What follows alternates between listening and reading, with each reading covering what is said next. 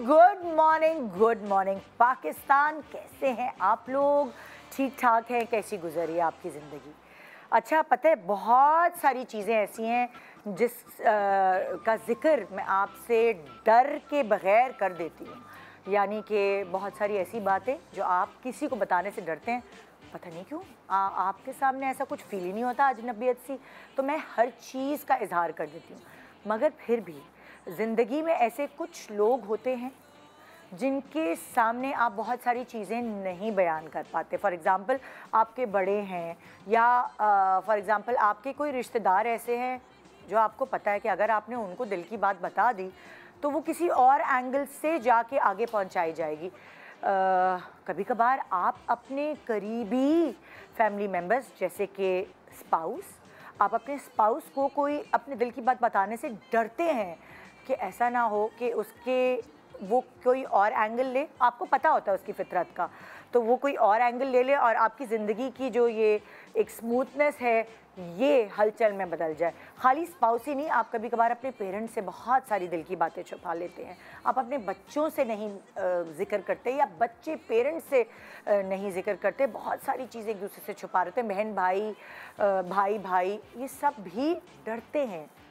डर क्या होता है? डर खौफ अपनों को खोने का, या अपनों से नुकसान पहुंचने का, किसी हादसे से गुजरने का, कुछ भी इस तरह के डर होते हैं। अच्छा, डर खाली इमोशनल नहीं होते, डर और भी होते हैं। जैसे किसी को लिफ्ट में, या जो वो इलेक्ट्रॉनिक एक्सेलेटर होती है, एक्सकेलेटर सॉरी, उससे उस पे जाने से, या ऊंचाई से, पानी में जाने से, बहुत सारे डर खौफ आपके अंदर डेवलप हो जाते हैं, आपको पता ही नहीं चलता। अब जैसे लाइक मेरा 10 साल का बच्चा है और उसके हाथ में आईपैड है, तो वो बहुत सारी चीज़ें पढ़ रहा और देख रहा होता है। तो आप जस्ट इमेजिन, वो 10 साल का हो गया। जो मेरा पहला वाला बेटा था वो 2.5 साल का था, तब से अलग कमरे में सो रहा है। ये जो बलात साहब हैं, ये यासिर और मेरे बीच में सोते हैं अभी तक। और इनका बहाना क्या है? वो मुझे डर लगता है स्लीप पैरालिसिस का। अब वो बच्चे, उनको ओवर चीज़ें पता है ज़िंदगी में, तो एक अजीब अजीब से डर और खौफ उनके अंदर मौजूद है। तो वो इस बहाने से कि मुझे रात को डर लगता है स्लीप पैरालिसिस की वजह से मैं आप दोनों के बीच में सोता, बड़ा अच्छा बहाना है। मैं कह रही होती हूँ, भला जब तुम माशाल्लाह 10 के हो गए हो, अब ऐसे नहीं करो। अम्मा अब्बा के बीच में सो रहे हो, लाते मारता है, एक लात आती है मेरे मुँह पे, एक हाथ आता है यासिर के मुँह पे। तो अब ये उसका डर है। बहुत सारे, जैसे यासिर को कहते हैं कि भाई मुझे जहाज़ में नहीं ज़्यादा सवारी करनी है, मजबूरी होगी तो मैं कर लूँगा, ट्रेन में या गाड़ी में मुझे कोई प्रॉब्लम नहीं होती। उसको जहाज़ में बैठने से या ऊंचाई से डर लगता है, मुझे पानी से डर लगता है। मैं स्विमिंग कर लेती हूँ, मगर फिर भी ये डर कैसे डेवलप होते हैं? आप अगर अपने फ्लैशबैक, अपनी ज़िंदगी के फ्लैशबैक्स में जाएंगे तो आपको अंदाज़ा होगा कि ये कोई ना कोई आपके साथ ऐसी कोई चीज़ हुई होती है जिसकी वजह से आप डरते हैं उस चीज़ से। मुझे कुत्ते और बिल्ली से क्या डर लगता है? लोग मेरे बच्चे मेरा मजाक उड़ाते हैं। मैं उनको पेट्स घर में नहीं रखने देती, क्योंकि बचपन में कुछ ना कुछ ऐसा मेरे साथ हुआ है जिसकी वजह से मैं डर गई हूँ। एक दफ़ा बिल्ली ने ज़बरदस्त किस्म का पंजा मारा है, कुत्ते पीछे पड़ गए थे, तो मैं उनके चक्कर में साइकिल चलाना सीख गई। तो ये फोबियाज़ डेवलप होते हैं, और आज कुछ ऐसा ही जिक्र हम करने वाले हैं लोगों के अलग अलग खौफ और डर से, और शायद वो ये हमें बता सकें कि इस डर से हम छुटकारा कैसे पाएं, या हम उन्हें बता सकें कि इस डर से वो कैसे छुटकारा पाएं। कभी कभार लोगों के डर और खौफ सुनने में भी बहुत मज़ा आता है, और मेरा काम क्या है, सुबह सुबह आपको मज़े ही देना है। तो इस तरह हम मज़े के साथ साथ कुछ ना कुछ सीखेंगे। और अगर आप किसी चीज़ से डरते हैं तो प्लीज़ इतना अपने आप पर जो है ना तरस ना खाएं, क्योंकि दुनिया में ऐसा कोई है ही नहीं जो किसी चीज़ से डरता ना हो। ठीक है, तो एक छोटे से ब्रेक के बाद हमारे साथ रहिए, डरे बगैर कि आपके 2.5 घंटे ज़ाया होंगे। Good morning Pakistan.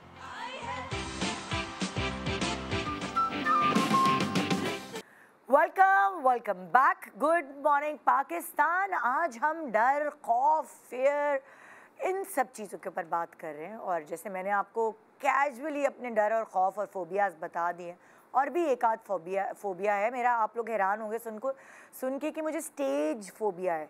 मतलब एक खातून इतने सालों से लाइव शो कर रही है, मुझे कैमरे के आगे कोई प्रॉब्लम नहीं होती। मैं कैमरे के आगे चटर पटर बोल सकती हूँ, कुछ भी बोल सकती हूँ। आप देखते मैं कुछ भी बोल जाती हूँ, मगर स्टेज पे कुछ होता है, मेरी टांगें कांपती हैं, और इस फोबिया को मुझे अपने आप से दूर करना है। मैं कुछ ना कुछ करना है, तो मैं सोच रही हूँ मैं थिएटर कर लूँ या मैं कुछ ऐसा करूँ प्रैक्टिस जिससे मेरा ये डर खौफ के सामने पब्लिक बैठी है। जबकि यहाँ पे हम शो करते थे तो यहाँ पे इतने सारे लोग बैठे होते थे पहले, कोविड से पहले, मगर आई डोंट नो फिर भी मुझे है स्टेज फोबिया। कभी अवार्ड देने के लिए जब मैं स्टेज पे जाती हूँ किसी को, तो उस वक्त भी मुझे होता है बस मैं ज़्यादा बात नहीं करूँ स्टेज पे, जल्दी से भाग के वापस चली जाऊँ। सो इसलिए मुझे खुद हैरानगी अपने आप से होती है कि मैं इतने सालों से कैमरे के आगे बात कर रही हूँ और फिर भी मुझे ये क्यों है, तो मुझे इसे ओवरकम करना है। तो आइए देखते हैं कि हमारे पास जो आज सेलिब्रिटी और एक्सपर्ट हैं वो हमें कैसे गाइडलाइंस देंगे कि हम अपने फोबियाज़ को ओवरकम कर सकें। तो मेरे पास एक तरफ बैठी हैं जी शहरबानो रहमानी। अस्सलाम वालेकुम। वालेकुम अस्सलाम। कैसी हैं आप? मैं ठीक हूँ, आपका क्या हाल है? बिस्मिल के बाद अब हम इंतजार में हैं कि किस में नजर आने वाली है Sherbano. Surprise surprise. Oh my God, मैं फिर भी पूछ लूंगी इनसे, फिक्र नहीं करें, सरप्राइज का को तहस नहस कर दूंगी। दूसरी तरफ है हमारे राबिया फारूकी जो क्लिनिकल साइकोलॉजिस्ट हैं। अस्सलाम वालेकुम, कैसी हैं आप? ठीक ठाक है, बिल्कुल। और जो तीसरी हैं वो पहुंच गई हैं समंदर के उस पार। आ जाओ समंदर के इस पार तैर कर, कोमल अजीज हमारे साथ। अस्सलाम वालेकुम। कैसी हैं? कैसी है? अपना जोड़ा पहन के आई हो जी, कितना प्यारा है, अल्लाह बहुत प्यारा। सुबह को जागने में हेल्प करता है। बहुत ही खूबसूरत है माशाल्लाह माशाल्लाह। Butter yellow with lilac and pink, nice nice nice.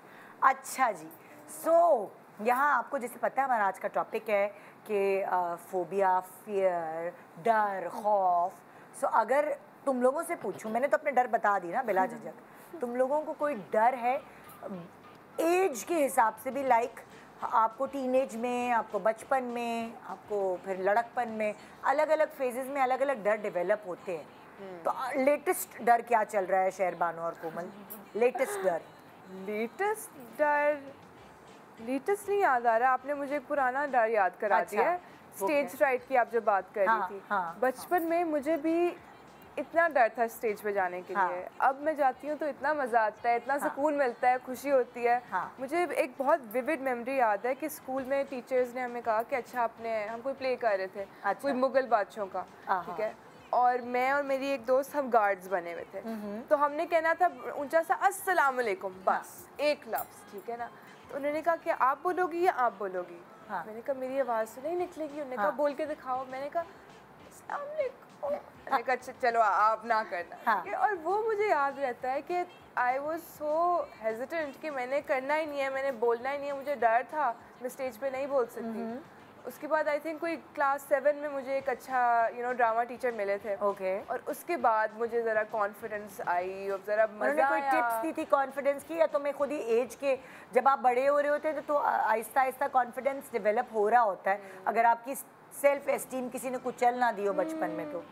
I think slowly आपको टीचर्स भी हेल्प करते हैं। Teachers play a really big part in this ना। आपको किसी भी चीज़ के टीचर आपको हेल्प कर सकते हैं, आपको ब्रेक कर सकते हैं आपका कॉन्फिडेंस। एग्जैक्टली। सो जो टीचर मुझे मिला था इन ग्रेड 7, उन्होंने इतना कॉन्फिडेंस दिया, इतना मज़ा हमें सिखाया कि थिएटर में मज़ा आता है, स्टेज पे मज़ा आता है। तो उस मज़ा से वो डर चला गया, भाग गया। Good good good. कोमल तुम बताओ। मेरा तो जैसे आप लोगों को पता है मैं बहुत ब्रेव हूँ, बड़ा मुश्किल है मुझे किसी चीज़ से डरना। मुझे एक ही चीज़ से डर लगता है जो मैंने अभी तक नहीं की है, वो है शादी। ऐसी क्या चीजें जो उसने नहीं की? सब कुछ तो सब कुछ कर लिया है, सब कुछ कर लिया। आई थिंक मुझे बस एक मेरा लास्ट फियर जो मैंने कॉन्कर नहीं किया, उसके अलावा एवरीथिंग एल्स मैं तो धरने पे भी खड़ी हो सकती हूँ, मैं तो लड़ाइयाँ भी कर सकती हूँ, कभी वडेरे से, कभी पुलिस से, कभी किसी से, स्टेज पे भी चढ़ सकती हूँ, बिजनेस भी कर सकती हूँ, सब कर सकती हूँ। नहीं तो शादी से क्या डर है? ये तो इतना प्यारा रिश्ता है। आई थिंक यहाँ हमारी साइकोलॉजी से बैठी हुई है ना।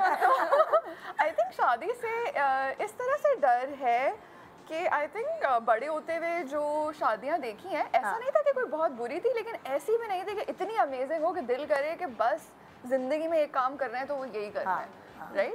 तो मुझे ये था कि पहले मैं इंडिपेंडेंट होना चाहती हूँ, मैं अपने पैसे खुद बनाना चाहती हूँ, फाइनेंशियली भी इंडिपेंडेंट होना चाहती हूँ, उसके बाद मैं इमोशनली इंडिपेंडेंट होना चाहती हूँ। तो जब मैं ये दोनों काम कर लूँ तो उसके बाद मैं शादी करूँ। वरना जो मैंने ऑनेस्टली देखें, हम लोग कहते हैं कि बहुत प्यारा एक्सपीरियंस है और लड़कियों को हम पार्लर और प्यारे प्यारे कपड़े दिखाते हैं, वो होते हैं शुरू के 1 हफ्ते के 2 हफ्ते के शश के, ठीक है। उसके बाद रियल लाइफ आ जाती है, राइट। रियल लाइफ में अभी जैसे मैं देख रही हूँ कि अभी भी बहुत सारी लड़कियों को शादी के बाद काम करने की इजाज़त नहीं दी जाती, राइट। अभी ही मेरे ऑफिस में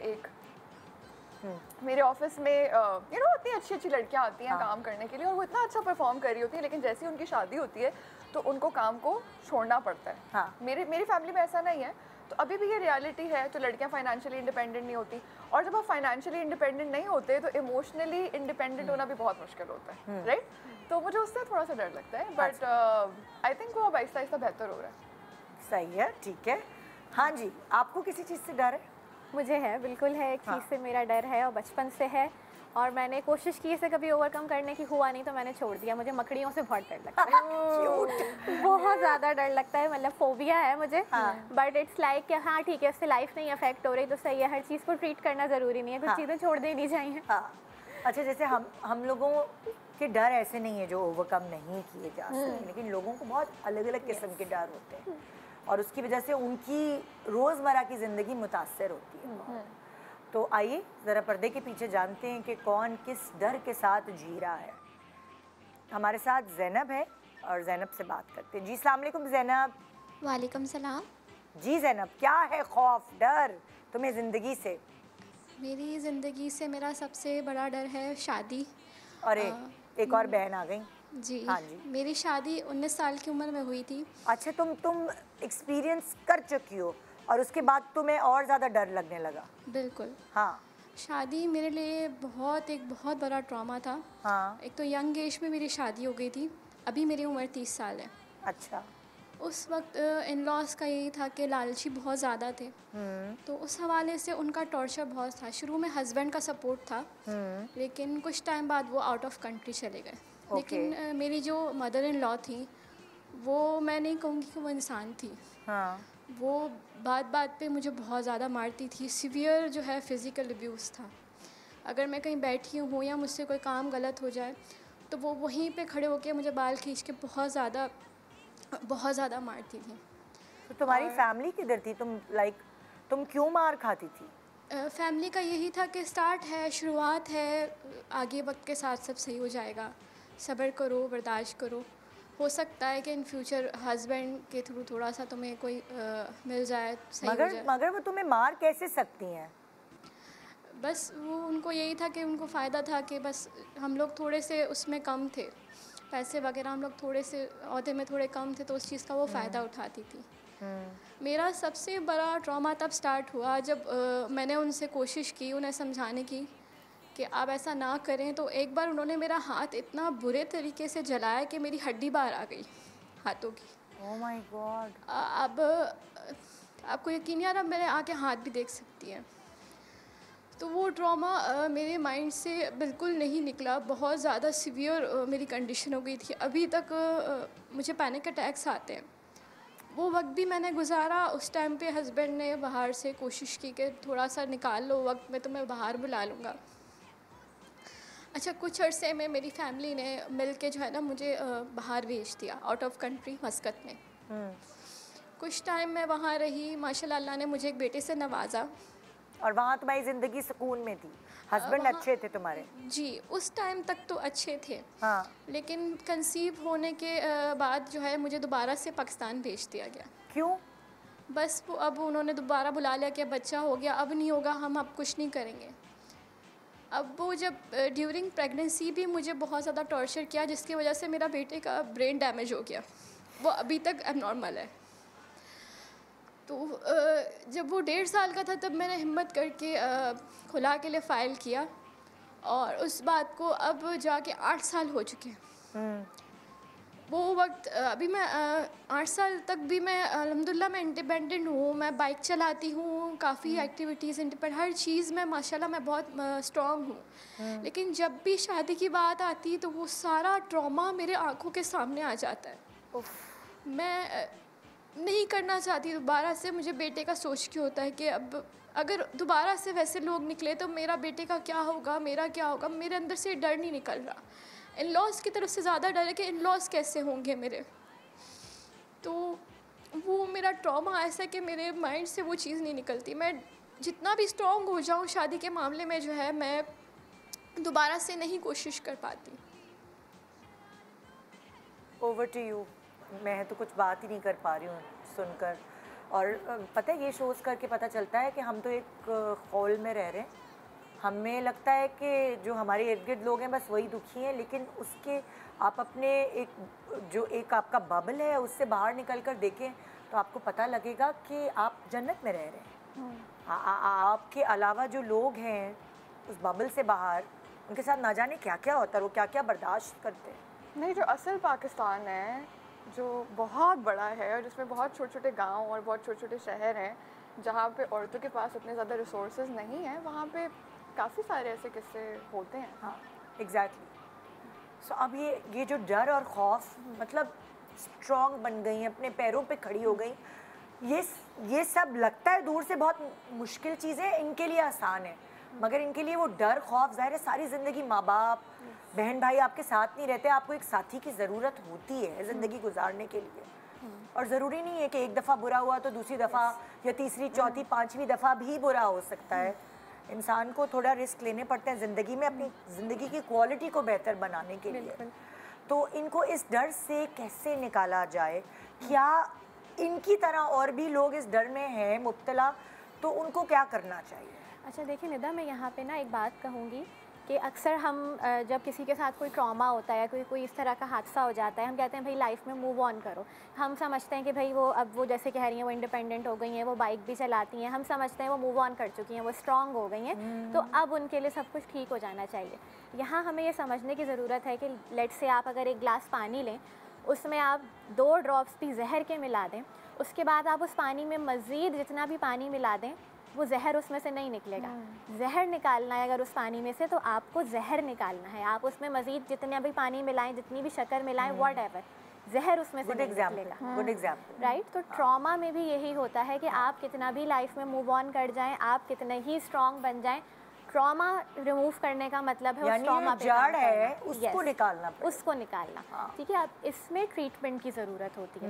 ठीक है, और ट्रीटमेंट के डिफरेंट जो है वो मेथड्स होते हैं। ज़ाहिर है अगर ये किसी से, मैं इनको हाईली रिकमेंड करूँगी कि ये जो है ज़रूर किसी थेरेपिस्ट से कांटेक्ट करें और इस ट्रॉमा का इलाज करें, डायरेक्ट उस ट्रॉमा को टारगेट करें।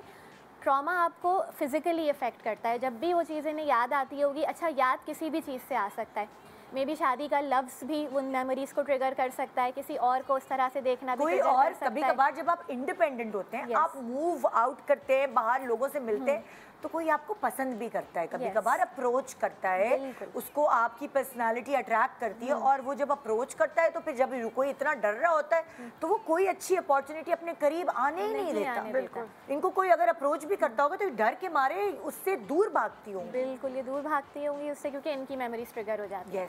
ठीक है, अब हो सकता है इन्हें पता भी ना चलता हो कि भाई अब इस शख्स का उस मेमोरी से क्या ताल्लुक है, लेकिन वो मेमोरीज ओवर पावर कर लेती हैं। आप फिजिकली बीमार महसूस करती होंगी। अब जहाँ फिजिकली बीमार होते हैं, आप उस सिचुएशन से निकलना चाहते हैं, तो ये साइकिल इनके साथ चलती रहेगी जब तक ये जाके, क्योंकि इनका ट्रॉमा भी बहुत सिवियर है। मतलब इतनी मारपीट और इस हद तक के जला देना, हाथ जला दिया, उससे हड्डी मतलब नजर आ रही है, फिर बच्चा पहले हमारी लड़की इतनी डरी हुई है और मैंने ये चीज़ नहीं, बट मैं आपको बताती हूँ, मैंने भी अपने ऊपर बहुत काम किया, क्योंकि मेरा बहुत बड़ा फियर था। तो आई विल से कि एक तो जैसे बताया कि हम थेरेपी कर सकते हैं, ठीक है, लेकिन अगैन मुझे लगता है कि थेरेपी भी जो है सबके पास एक्सेस नहीं है, और हमारे मुल्क में अभी भी इसको पागलपना भी समझा जाता है कि आप पागल हैं अगर आप हम पागल हो गए हैं इस बात पर प्रोग्राम्स कर करके कि भाई हर एक आम इंसान को भी ज़रूरत है थेरेपी की। ज़िंदगी में कभी ना कभी कोई हलचल आती है, उस हलचल से अपने आप को बचाने के लिए और कंपोज रखने के लिए कभी कभार हमें एक्सपर्ट की ज़रूरत होती है। अच्छा, तो उसके लिए ना मैं कुछ, अगर कोई थेरेपी नहीं एक्सेस कर सकता तो मैं कहूँगी कि कुछ आप 2-3 चीज़ें कर सकते हैं। अच्छा। ट्रॉमा जो है वो आपकी बॉडी में ट्रैप होता है, राइट। अच्छा। आपकी बॉडी में वो कहीं पे भी ट्रैप हो गया है, जो उनको मार पड़ी है, अब उनकी बॉडी को वो सेंसेशन याद है। तो उसके 2 तरीके मुझे लगता है बहुत अच्छे चलते हैं। अगर आप वर्कआउट कर सकें, कोई एक्सरसाइज कर सकें, भाग सकें, या आप अकेले कमरे में म्यूज़िक लगा के डांस कर सकें। आप अपनी बॉडी को जब मूव करते हैं तो आप उस ट्रॉमा को निकाल सकते हैं। बहुत ज़्यादा ट्रॉमा हमारे हिप्स में होता है, तो लिटरली अगर आप ठुमके लगाएं आप, या योगा के बहुत सारे हिप, ये तो वायरल हो गया। ट्रॉमा से बचने के लिए कोमल अजीज ने कहा ठुमके लगा, हेडिंग। नहीं, बट एक्चुअली ट्रॉमा जो है आपके हिप्स में स्टोर होता है, तो आप इसको सर्च कर सकते हैं गूगल पे। हाँ। तो आप उसको रिलीज कर सकते हैं। एक तरीका है बात करने का थेरेपिस्ट से, लेकिन मैं कहूँगी अगर आप बात कर भी रहे हैं थेरेपिस्ट से, उसके साथ जो है आप बॉडी मूवमेंट से अपने ट्रॉमा को अपनी बॉडी से निकाल सकते हैं। एक तरीका ये। दूसरा तरीका ये है, मैंने पिछली बार भी बताया था, बहुत मुश्किल काम है, बहुत कठिन काम है, लेकिन जिसने उनके साथ ये किया है उसको माफ़ करना, उसको माफ़ करना। अच्छा, उसको माफ़ करने के लिए आपने समझना होगा कि ट्रॉमा जो है वो जनरेशन टू जनरेशन पास हो रहा है। तो जो उनकी सास है, उसने जो इनके साथ किया है, उसके अंदर भी कुछ था, उसकी बॉडी में आया होगा, या तो उसकी माँ ने या बाप ने, या उसकी भी सास ने उसके साथ ऐसे किया। यानी कि वो अगर हैवान थी तो उसको हैवान बनाने वाला भी कोई और हैवान था, कोई और था। और ये चला आ रहा है। और अगर ये इनके अंदर रह गया तो कल को जो अल्लाह ना करे, खुदा ना खास्ता, इनका बेटा है, उसकी बीवी आएगी तो ये भी कुछ ऐसा कर सकती है। ये इसी तरह से पास हो रहा है। अगर ये इन्होंने इसका इलाज ना किया, क्या ऐसा है, कोई थ्योरी है ऐसी? बिल्कुल ऐसा, क्योंकि ये तो बहुत पढ़ाकू है, हर वक्त में पढ़ती रहती है। नहीं, कोमल बिल्कुल ठीक कह रही है। ट्रॉमा होता है, कोई भी चीज़ होती है वो पास ऑन होती है। ठीक है, आपने अगर उसको नहीं प्रोसेस किया, नहीं ठीक किया, तो चांसेस हैं कि वो आप आगे बढ़ा देंगे। हम अक्सर ऐसा कहते हैं ना कि भाई मैं ऐसी नहीं बनूंगी अपनी ज़िंदगी में। अक्सर क्या होता है निदा कि जी वारदात वही रहती है, हमारा तरीका है वारदात डिफरेंट होता है। यस, हो सकता है कि जी इनके साथ बड़ा डायरेक्ट एग्रेशन हुआ है। अब अगर ये उससे मूव ऑन नहीं कर सकी तो ये डायरेक्टली किसी के साथ एग्रेसिव ना हो, मगर ये बड़े इनडायरेक्ट वेज में किसी को नुकसान पहुंचा दें। ठीक है, जो इनको पता भी नहीं चलेगा कि मैं ऐसा कर रही हूँ। तो इसलिए बड़ा ज़रूरी है इन चीज़ों को ट्रीट करना। अच्छा, मैं कोमल की जो बता रही है बात, उनको थोड़ा सा उसमें एक और एडिशन करूँगी। इस एडिशन को हम ब्रेक के बाद तक ठीक है, बिल्कुल यहीं रोकेंगे, फिर आप उसमें एडिशन कीजिएगा। एक छोटे से ब्रेक के बाद देखते रहिए गुड मॉर्निंग पाकिस्तान।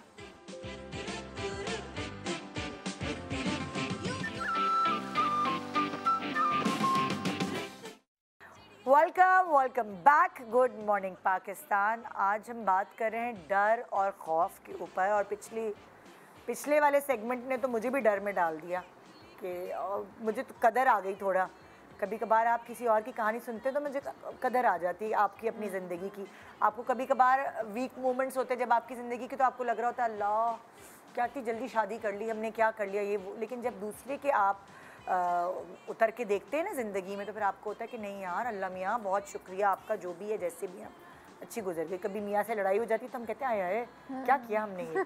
सो वो वाली चीज़ आप कुछ डिस्कस कर रही थी जो मैं ब्रेक पे गई थी, वो क्या बात थी मैं भी भूल गई। हाँ, अच्छा, जो कोमल ने बताई थी टेक्निक कि जी आप बॉडी को मूव करें, उससे जो है आपका ट्रॉमा रिलीज होता है। तो मैं उसमें थोड़ा सा एक एडिशन करूँगी कि देखिए, एक तो ये है कि आप मूवमेंट कर रहे हैं, उससे एक अच्छी फीलिंग आती है बिल्कुल। लेकिन हम ये भी कर सकते हैं, ख़ास तौर पर जैसे अगर ये हैं और इनके जैसा और कोई केस हो, कि आप थोड़ा सा उस मेमोरी के बारे में जब सोचेंगी तो आपको खुद पता चलेगा कि आपकी बॉडी में ये जो पेन है या ये जो trauma, whatever you want to call it, वो कहाँ पे स्टोर है। कोई एक पार्ट, कोई एक एरिया बॉडी का ऐसा होगा जिसमें ज़्यादा फीलिंग आपको महसूस होगी। ये वो जगह है जहाँ पे वो ट्रॉमा स्टोर हुआ है। तो आप ये कर सकते हैं, और ये सारा एक इमेजिनरी जो है वर्क है कि उसको इमेजिन करें, उसे कोई भी कलर दे दें। लेट से आपने उसको जो भी आप कलर देना चाहते हैं, लेट से आपने ब्लैक दे दिया, ब्राउन दे दिया, एंड जस्ट इमेजिन कि जैसे वो कलर उस जगह से आपकी बॉडी से बाहर निकल रहा है। ठीक है, ये एक ही होता है कि जी आप थोड़ा सा अपने आप को उससे ये मैसेज दे रहे हैं कि भाई ये ट्रॉमा जो है, ये इसका असर मुझ पे से ख़त्म हो रहा है। अब ये पूरी एक बहुत बड़ी टेक्निक है जो कोई थेरेपिस्ट आपके साथ कर सकता है। आपके पास आके थेरेपी लेनी पड़ेगी। लेकिन ये आप अपने तौर पे भी कर सकते हैं कि आप उसको आइडेंटिफाई करें। जब आप सोचेंगे आपको पता चलेगा कि सबसे ज़्यादा बॉडी में कहाँ मुझे ये चीज़ महसूस हो रही है। उसके साथ एक कलर एसोसिएट करें और जस्ट इमेजिन करें कि वो कलर आपकी बॉडी से बाहर निकल रहा है। तो इससे भी आपको बहुत हेल्प मिलेगी। बॉडी स्कोर रखती है, आप जो मर्जी हो, आप उसके बारे में बात करो ना करो, आपके जिस्म को पता है कि क्या हुआ आपके साथ। मेरे साथ कोई आई थिंक टीनेज ईयर्स में मुझे कोई बैड न्यूज़ मिला था, तो उसके बारे में मैं रोई नहीं, बिल्कुल नहीं रोई। मैं बहुत अपसेट थी, मेरा दिल टूट रहा था, लेकिन मैं बिल्कुल नहीं रोई। और मेरे ओ लेवल एग्ज़ाम्स थे, ठीक है। तो क्या हुआ, मैं क्योंकि रोई नहीं, मैंने इमोशंस अपने बाहर नहीं निकाले, मेरा जो राइट हैंड है ना, रिस्ट, इट स्टॉप्ड वर्किंग। अब मेरे ओ लेवल एग्ज़ाम्स हैं, मैं बिल्कुल रोई नहीं हूँ, मैं कह रही हूँ मैं ठीक हूँ, मैं सही हूँ, मेरा हाथ ही नहीं चल रहा।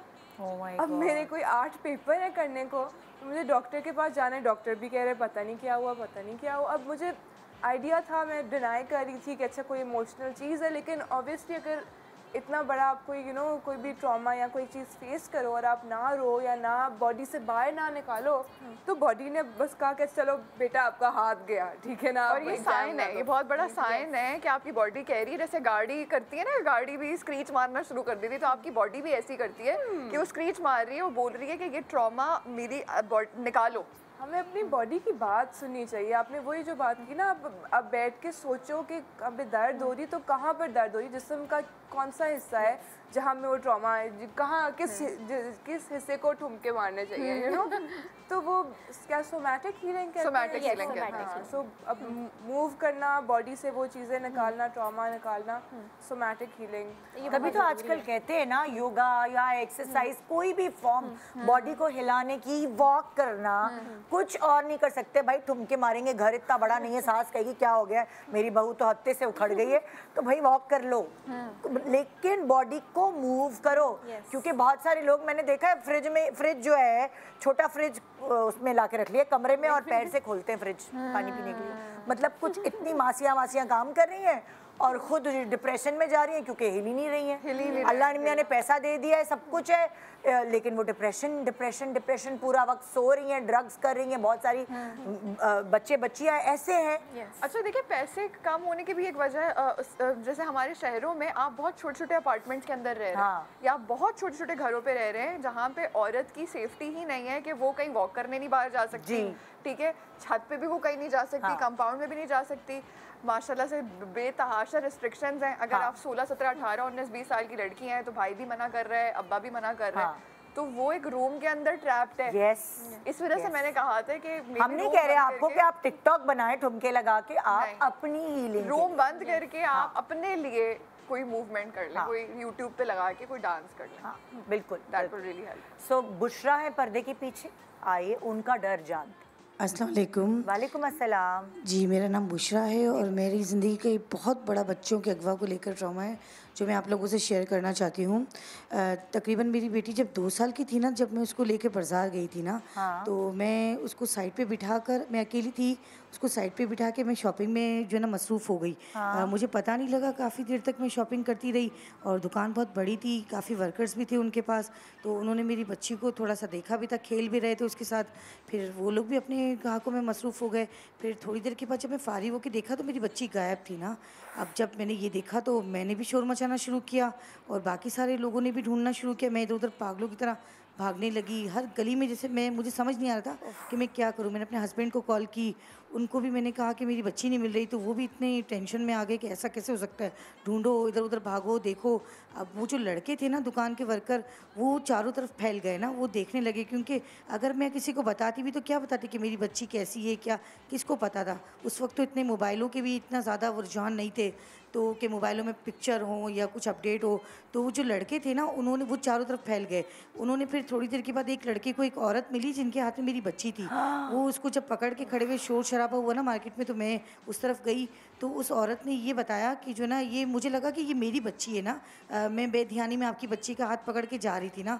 बाकी बहरहाल लोगों ने उसके साथ बहुत कुछ किया, मगर मैं अपनी बच्ची को गले से लगा के वहाँ से इस तरह भागी कि जो है ना, फिर उसके बाद मैं मार्केट, यानी कि मैं तो बहुत कम, बहुत ज़रूरतन जाती हूँ, मगर मैंने अपनी बेटी को, आज मेरी बेटी माशाल्लाह से 14 साल की हो गई, मगर मैं उसको ना कहीं मार्केट जाने देती हूँ, ना तो कहीं दोस्तों के साथ, ना कहीं और भी। इस वजह से मेरी बेटी भी बहुत डिप्रेशन में है और मेरा ये जो खौफ है उसको कहीं छोड़ने का या अकेले जाने देने का, ये मैं नहीं कर सकती हूँ ना। और मेरी बेटी मेरे से बहुत डिसहार्ट भी होती है कि मम्मा सब बच्चे जाते हैं, सब करते हैं, आप कहीं फैमिली के साथ भी नहीं, मैं उसको कहीं नहीं जाने देती हूँ ना। ये जैसे कि इतना ट्रॉमा है मेरा कि मैं इस खौफ से आज तक बाहर नहीं आ पाई हूँ। मुझे ऐसा लगता है कि नहीं, उसको आज भी कुछ हो जाएगा, वो औरत कहीं ले जा। और आज भी जब बच्चों के अगवा का खासकर सुनती हूँ ना, तो मेरी जो है ना, मैं बता नहीं सकती हूँ कि मैं किस तरीके से जो है ना, मेरी वही सिचुएशन हो जाती है, मैं उससे निकल नहीं पा रही हूँ। आज तक मैं जो है ना उसी ट्रॉमा में चल रही हूँ कि कहीं मेरी बच्ची अगर चली जाती तो क्या होता, जिनकी बच्चियाँ चली गई हैं, जिनके बच्चे अगवा हो गए हैं, उनके साथ क्या हो रहा होगा। मुझसे ये बर्दाश्त नहीं होता ना। बिल्कुल यार, ये तो बहुत ज़्यादा, क्योंकि अभी आप मैरिड हैं? यस। अच्छा, तो बस जो बच्चों वाली हूँ मैं, वो आप भी हैं और मैं हूँ? नहीं, मेरे बच्चे अच्छा, बस मैं हूँ बच्चों वाली। और मैं आपका दर्द इसलिए समझ सकती हूँ कि जब मेरा बेटा छोटा था, जो सबसे बड़ा वाला बेटा है, और हम नाइग्रा फॉल्स में थे, कनाडा में हम वेकेशन पे गए हुए थे, मेरा बेटा ज़िंदगी में पहली दफ़ा गुमा है, और वो जो दर्द मैंने बेयर किया है, आज भी वो माशाल्लाह इतना बड़ा जवान हो गया है, लेकिन जब भी मैं उस दर्द को तकलीफ़ महसूस करती हूँ तो मेरे अंदर ना एक अजीब सा करंट लगता है, मैं वो भूल नहीं सकती। हालांकि उसको किसी ने अगवा नहीं किया था, वो थीम पार्क में थे और वो कहीं गुम गया था, और मैं पागलों की तरह बेहोश, जैसे नहीं होता कि कुछ अकल नहीं होती, इधर उधर ढूंढ रही थी, और वो फिर मुझे रोता हुआ मिला। मेरे पैरों में चली जा रही थी और मुझे पता नहीं लग रहा था कि मेरे पैरों में जान है भी कि नहीं।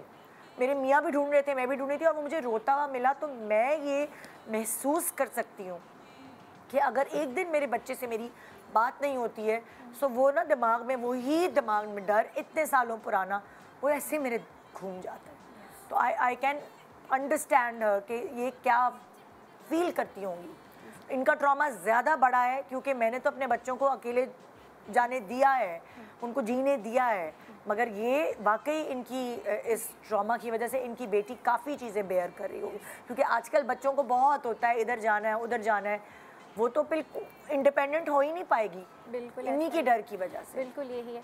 चनिदा देखिए, जैसे आपने खुद इसको बड़ा अच्छा तरह से समझा दिया, जो आपने कहा ना कि मुझे अभी भी एक करंट लगता है, ये करंट वो ट्रॉमा है जो आपकी बॉडी में स्टोर हुआ है, जिस पे हम बात कर रहे हैं कि जी इसको बॉडी से कैसे निकालना है। इनका भी यकीनन ऐसी कोई ना कोई फीलिंग कुछ ना कुछ होगा जिस पे ये काम कर सकती हैं, लेकिन थोड़ा सा इनको अपने आप को ये समझाना चाहिए, और सारे ही माँ बाप को। अच्छा, ये वाक़या सबके साथ हमारे माशरे में नहीं होता, मगर माँ बाप का ये रवैया बड़ा कॉमन है। ओवर प्रोटेक्शन से आप बच्चों को अपना तहफ़्फ़ुज़ करना नहीं सिखा सकते, बल्कि आप बच्चों को मज़ीद वल्नरेबल बना देते हैं। उन बच्चों को ख़ुद को नॉर्मली भी प्रोटेक्ट करना नहीं आता, जिन बच्चों को माँ बाप ओवर प्रोटेक्टेड रखते हैं, जैसे इन्होंने रखा हुआ है। अभी 14 साल की बच्ची है, उसको अगर हम आइडियली बात करें, आइडियली भी नहीं, रियलिस्टिक बात करें, तो इतनी इस उम्र की लड़की को थोड़ा बहुत दुकानदारों से डील करना, करीम कर लेना, रक्षा कर लेना, इधर उधर आना जाना, ये आना चाहिए। लेकिन इनकी बेटी को नहीं आता होगा, क्योंकि इन्होंने डब्बे में बंद करके रखा है। अच्छा, इनका खौफ ये है कि छोड़ूंगी तो उसे कुछ हो जाए, कल को वो जॉब करेगी तो वो कैसे करेगी? वो बच्ची अपने आप को मैनेज कर ही नहीं किसी के आगे, मतलब वो बात ही नहीं कर पाएगी। मेरे साथ मेरे पास डिज़ाइनर्स जो आती हैं, तो ऑब्वियसली वो लड़कियां होती हैं, तो मेरे पास एक बड़ी प्यारी सी छोटी सी बच्ची आई, उसने रिसेंटली ग्रेजुएट किया था। अब वो इंटरव्यू देने आती है अपने अम्मी और अब्बू दोनों के साथ। अब हम यहाँ ऑफिस से बैठे हैं, हमने कहा कि ये भी आपके साथ हैं? उसने कहा जी। चले, उसने इंटरव्यू दिया, उसका इंटरव्यू अच्छा था, हमने उसे एक्सेप्ट कर लिया, हमने उसे ऑफर लेटर भेज दिया। अब उसके अम्मी अब्बू अगले दिन आए हमसे बात करने के लिए कि ये कहाँ बैठेगी और क्या करेगी। तो अब जाहिर सी बात है, हमारी HR मैनेजर ने बोला कि भाई ये तो हम नहीं कर सकते, अगर आप बार बार पेरेंट्स ही ऑफिस के अंदर आके हमसे, ये कोई स्कूल टीचर मीटिंग थोड़ी है। एनीवे, मैंने कहा कि नहीं, मुझे लगता है कि इसको ना अपना तहफ़्फ़ुज़ ही नहीं करना आता, और इतने ओवर प्रोटेक्टिव पेरेंट्स हैं, तो मैं इसको चांस देना चाहती हूँ, तो मैं बर्दाश्त करूँगी थोड़ा सा। अच्छे को लोग थे, मैंने कहा मैं इसे हायर कर रही हूँ। अच्छा, मैंने उसे हायर किया, उसके कम्युनिकेशन स्किल्स ही नहीं थे, वो जो उसकी आर्टिस्टिक जो उसकी एक्सप्रेशन था ना, वो वही नहीं कर पा रही थी, क्योंकि उसे इतना प्रोटेक्ट किया हुआ था कि वो हर वक्त ऑफिस में ही वो डरी हुई बैठी रहती थी। और इवेंचुअली 1 महीने के बाद मुझे उसे बोलना पड़ा कि सॉरी देखो, मैं वैसे बिठा के सैलरी तो नहीं दे सकती, अगर आप कॉन्स्टेंटली डर के बैठे हुए हो, आप में बहुत टैलेंट होगा, लेकिन 1 महीने तक मैं आपकी मदद कर सकती हूँ, उसके आगे फिर मुझे आपको सॉरी कह के बोलना पड़ेगा कि अब अपना कॉन्फिडेंस बिल्ड करके आना, जब भी आओ, जहाँ पे भी आओ। तो बहुत सारे माँ बाप ने स्पेशली अपनी बेटियों को इतना ज़्यादा प्रोटेक्ट किया हुआ है कि अब देखिए, बाहर की दुनिया है, प्रोफेशनल वर्ल्ड है, वो बड़ी कंपेटिटिव है, उसमें लोग बड़े स्मार्ट हैं, बड़े तेज़ हैं, लड़कियां माशाल्लाह बहुत सारी तेज़ भी हैं, तो वो तो ले लेंगी वो जॉब अपॉर्चुनिटी, और उसकी वो जॉब अपॉर्चुनिटी उसके हाथ से चली गई, उसका लाइफ का ड्रीम। क्योंकि देखो, आजकल हर चीज़ डिग्री तो नहीं है ना जी, अगर आप उस डिग्री को एग्जीक्यूट ही नहीं कर सकते अपनी ज़िंदगी को बेहतर बनाने के लिए, तो उस डिग्री का क्या फ़ायदा, आप कितनी भी अच्छी पढ़ाई में हो। और उसके साथ ये पूरा एक पैकेज होता है, जब आप किसी को जॉब पे हायर करते हो तो आप उसकी पूरा पर्सोना देखते हो, आप उसके ग्रेड्स खाली नहीं देख रहे हो। ग्रेड्स बल्कि मैटर भी नहीं करते, आपका कॉन्फिडेंस मैटर करता है, टीम वर्क मैटर करता है कि आप टीम के साथ किस तरह से काम कर सकते हो, राइट। लेकिन अगर आपको बोलना ही नहीं आता, आप हर बात पे डर जाते हो, और इतनी सारी बच्चियाँ आती हैं वो ना ज़रा सा भी कुछ ख़राब होता है ना तो वो रोना शुरू हो जाती हैं। तो ये ऑफिस एनवायरनमेंट में बड़ा मुश्किल होता है कि अगर कोई बच्ची बार बार रोए जा रही है तो हमें तो अपना काम करना है, हमें तो स्पीड चाहिए, हमसे तो कस्टमर चीज़ें मांग रहा है, राइट। तो फिर वो हम एंटरटेन नहीं कर पाते, और उसकी वजह से अक्सर लड़के उसी उम्र के, एक तो ट्रांसपोर्ट का मसला नहीं है यहाँ लड़कों का, तो वो बाइकों में आ जाते हैं। अब उस बच्ची का अब्बा उसे सुबह को ड्रॉप करता था और पिक भी करता था, इतने अच्छे माँ बाप थे, लेकिन ये अच्छाई में उन्होंने उसके साथ बुरा कर दिया। जी बिल्कुल, उसको इंडिपेंडेंट करने वो कहते हैं ना किसी भी चीज़ की ज्यादती भी जो है वो अच्छी नहीं होती, म्याना रवि होना चाहिए। अब अगर इतने अच्छे माँ बाप होंगे तो उनकी बहुत सारी अच्छाई जो है वो कभी कभार, बाकायदा बहुत शरीफ लोग थे। तो यानी मुझे दुख हुआ कि उसका करियर मेरे सामने ऐसा हुआ कि उसको हमें बोलना पड़ा सॉरी, हमें किसी और को हायर करना पड़ेगा आपकी जगह। बिल्कुल जी। सो आप बताइए कि इनका ट्रॉमा हम कैसे ख़त्म कर सकते हैं इनकी औलाद को लेके, क्योंकि जैसे हमने कहा ये विरसे में आगे मतलब बेटी के अंदर भी जाएगा, आगे भी जाएगा। बिल्कुल। अच्छा देखें, अब एक तो बात ये है, अगर इनको थेरेपी लेनी भी पड़े तो कितने सेशंस आपको लगता है कि इस फोबिया पे या इस डर पे इनको लेने चाहिए? अच्छा देखिए, मेरा ख्याल है 7 से 10 सेशंस भी इनके लिए बहुत होंगे। इतने भी ना जाएं तो 5 भी इनके लिए ये समझने के लिए काफ़ी होंगे कि बच्ची को कैसे नुकसान हो रहा है और ये अपने आप को कैसे ठीक रखें। क्योंकि देखें, इनको नुकसान तो हो रहा है ना, वो बच्ची इनसे भी दूर हो रही है, तो कोई बहुत फ़ायदे में ये भी नहीं है। अब इन्हें और सारे ही माँ बाप को ये समझाना चाहिए अपने आप को। देखें, दुनिया को आप रियलिस्टिक उसमें देखें लेंस में, आप हर ख़तरे से अपने बच्चे को नहीं बचा सकते। इसीलिए बजाय उनको प्रोटेक्ट करने के, ओवर प्रोटेक्ट करने के, आप बच्चों को स्किल्स सिखाएं कि वो खुद को कैसे बचा सकते हैं जब कल को आप उनके साथ ना हो।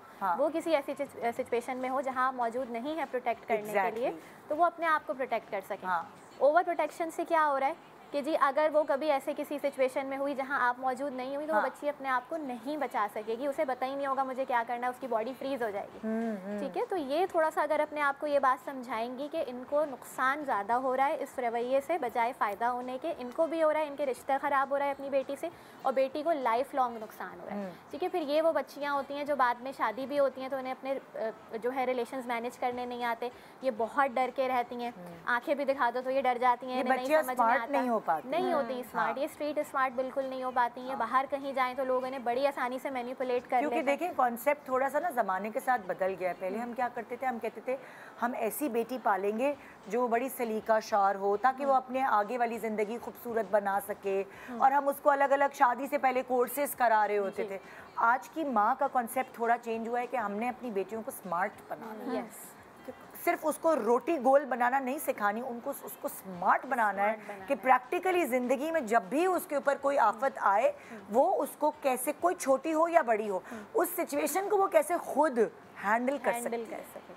तो आप स्मार्ट कह ले या मैं कहती हूँ थोड़ा तेज बनाना है ना। अच्छा, इसका एक और सोल्यूशन मैं कहूँगी कि अगैन मैं मुझे पता है कि बहुत सारे लोग थेरेपी पे नहीं जाएंगे, तो दूसरा सोल्यूशन सिंपल है, इसको कहते हैं एक्सपोजर थेरेपी। ठीक है, एक्सपोजर थेरेपी क्या है कि आप 3 स्टेप्स ले लें। 3 स्टेप्स में आपने आहिस्ता आहिस्ता जो भी आपका फियर है उससे आपने आहिस्ता आहिस्ता अपने आप को एक्सपोज करना है। लेवल 1 पे अब जैसे इनका फियर है कि इनकी बेटी गुम गई थी तो वो उसे बाजार नहीं जाने देती।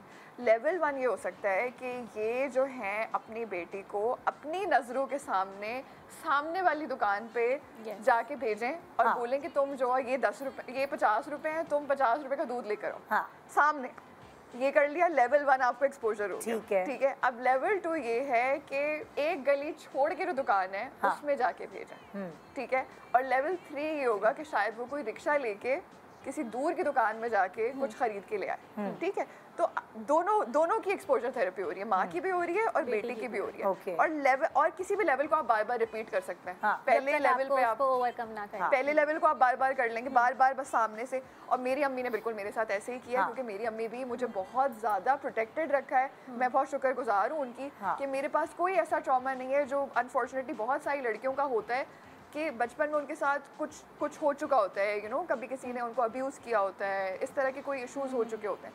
मेरे साथ नहीं हुआ, क्योंकि वो हमेशा मुझे देख रही होती नहीं, और इसी तरह से उन्होंने मुझे आहिस्ता आहिस्ता एक्सपोज किया कि पहले बहुत ही करीब की दुकान पे आप जाके देख लो और उस पर प्रैक्टिस करो, 1-2 साल आपका काम यही है। उसके बाद फिर थोड़ा सा डिफिकल्टी लेवल बढ़ा के थोड़ा सा दूर जाके देखो, उसके बाद थर्ड लेवल पे सीधा भी। बहुत सारे लोग लापरवाही भी करते हैं कि सीधा उठा के बच्चों को बहुत ही दूर भेज दिया, वो भी सही नहीं है। उसी से ये ट्रॉमास क्रिएट होते हैं। ठीक है, तो आपने डिफिकल्टी का लेवल आहिस्ता आहिस्ता बढ़ाया। तुम्हारी अम्मी और अब मैं एज मदर, मैंने भी अपनी बेटी को इसी तरह, क्योंकि जिस ज़माने में वो छोटी थी उस वक्त बहुत ज़्यादा अवेयरनेस अब्यूज़ और सेक्सुअल अब्यूज़ और वो मतलब लाइक जो बच्चों के साथ कुछ ऐसा होता है वो बहुत ज़्यादा उसकी अवेयरनेस फैलाई जा रही थी स्कूल्स और उसमें। तो मैं थोड़ी कॉन्शियस पेरेंट थी, तो मैं बच्ची को स्कूल से लाना ले जाना, ये ड्राइवर के साथ कभी अकेले नहीं भेजना, ये सारी चीज़ें वैन में नहीं, मतलब उसको उस तरह रफ टफ जिस तरह हम थे उस तरह नहीं किया। तो आहिस्ता आहिस्ता से जैसे जैसे वो बड़ी हो रही थी मैंने कहा ये तो मैं कुछ गड़बड़ कर रही हूँ, ये मैं ओवर प्रोटेक्टिव हो रही हूँ। मैंने खुद अपने आप को झंझोड़ा और उसके बाद यही चीज़ जो ये कह रही है एक्सपोजर थेरेपी, यही जैसे फॉर ट्रैवलिंग पे जा रहे हैं तो मैंने कहा जाओ ये लो पासपोर्ट हम सबके, तुम करो जाके काउंटर पे। मैंने उसको दिया कि उसका आहिस्ता आहिस्ता कॉन्फिडेंस बिल्ट हुआ। फिर ऑनलाइन चीज़ें मंगवाना, लोगों से बातचीत करना, और अब वो अकेली ट्रैवल करती है, अकेली पढ़ती है, आहिस्ता आहिस्ता सब चीज़ें करके। और आज वो माशाल्लाह इतनी स्मार्ट है कि कभी मैं फंस जाती हूँ कि क्या करूँ ये वो, तो वो मुझे मशवरे अम्मा बन के दे रही होती है, आपने ये गलत किया, आपको ये करना चाहिए, आप ऐसे बात करें, आप उस तरह करें। स्पेशली जब मैं ट्रोल होती हूँ तो मेरे बच्चे ही आके मुझे संभालते हैं कि इसको इस तरह हैंडल करें। सो मैं कहती हूँ शुक्र है सही सिमत में गई मैं अम्मा बनकर। बहुत यंग एज में गाड़ी चलाना सीखी थी। इसकी कहानी हम लेंगे ब्रेक के बाद, ये बताना ज़रूर। Good morning.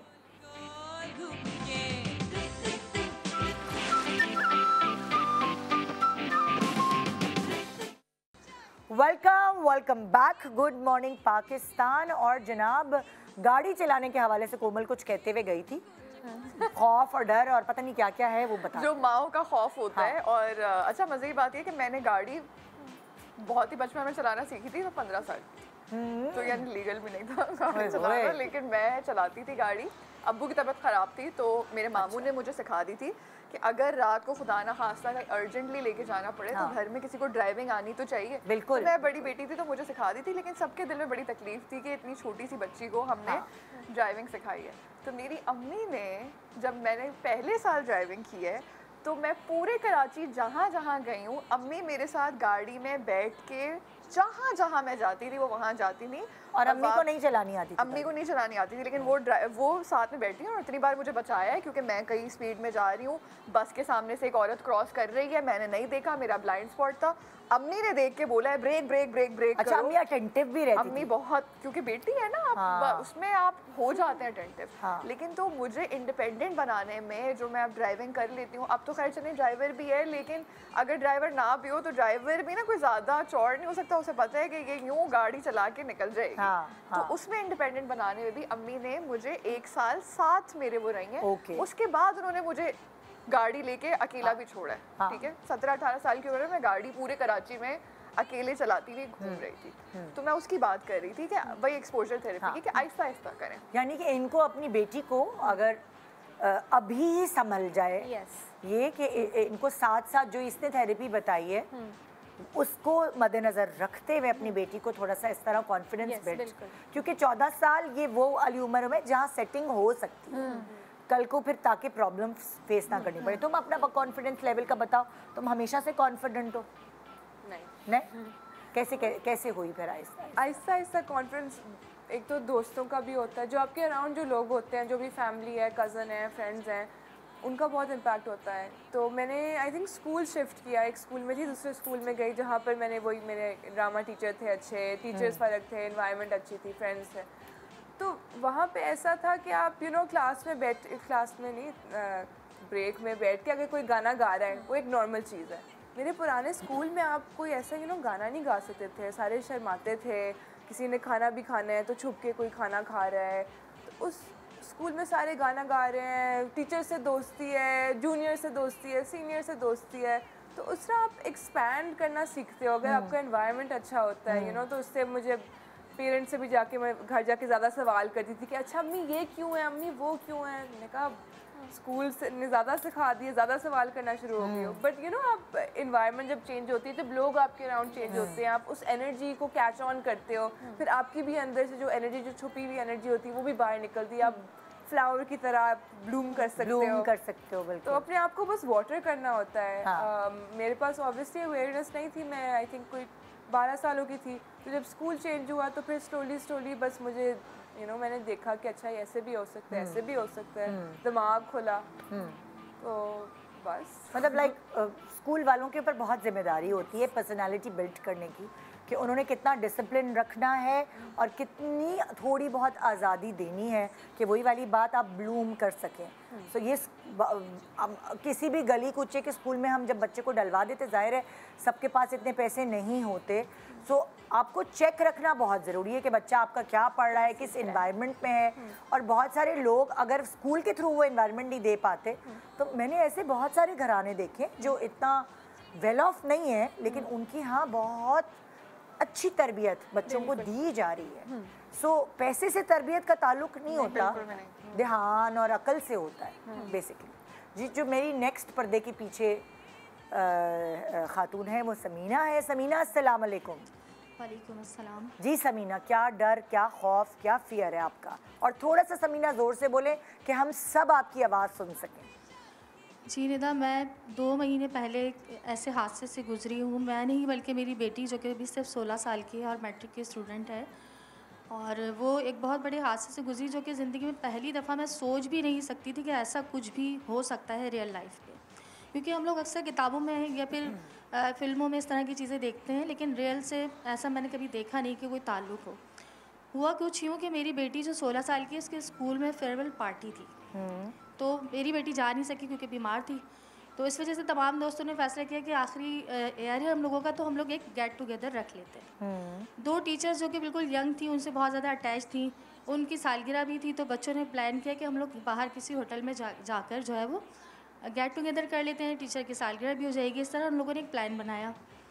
अब बच्चे जो है वो, मेरी बेटी बहुत ज़्यादा शाय है, मतलब घर से बाहर नहीं निकलती, ना कहीं जाती है, मतलब मैं साथ जाती हूँ तो जाती है। तो मैंने कहा चलो, मुझे बहुत खुशी हुई, मैंने अपनी बेटी से कहा कि बेटा आप ज़रूर जाएं, और अच्छी बात है आपकी दोस्त है, इस तरह आपको जाना चाहिए।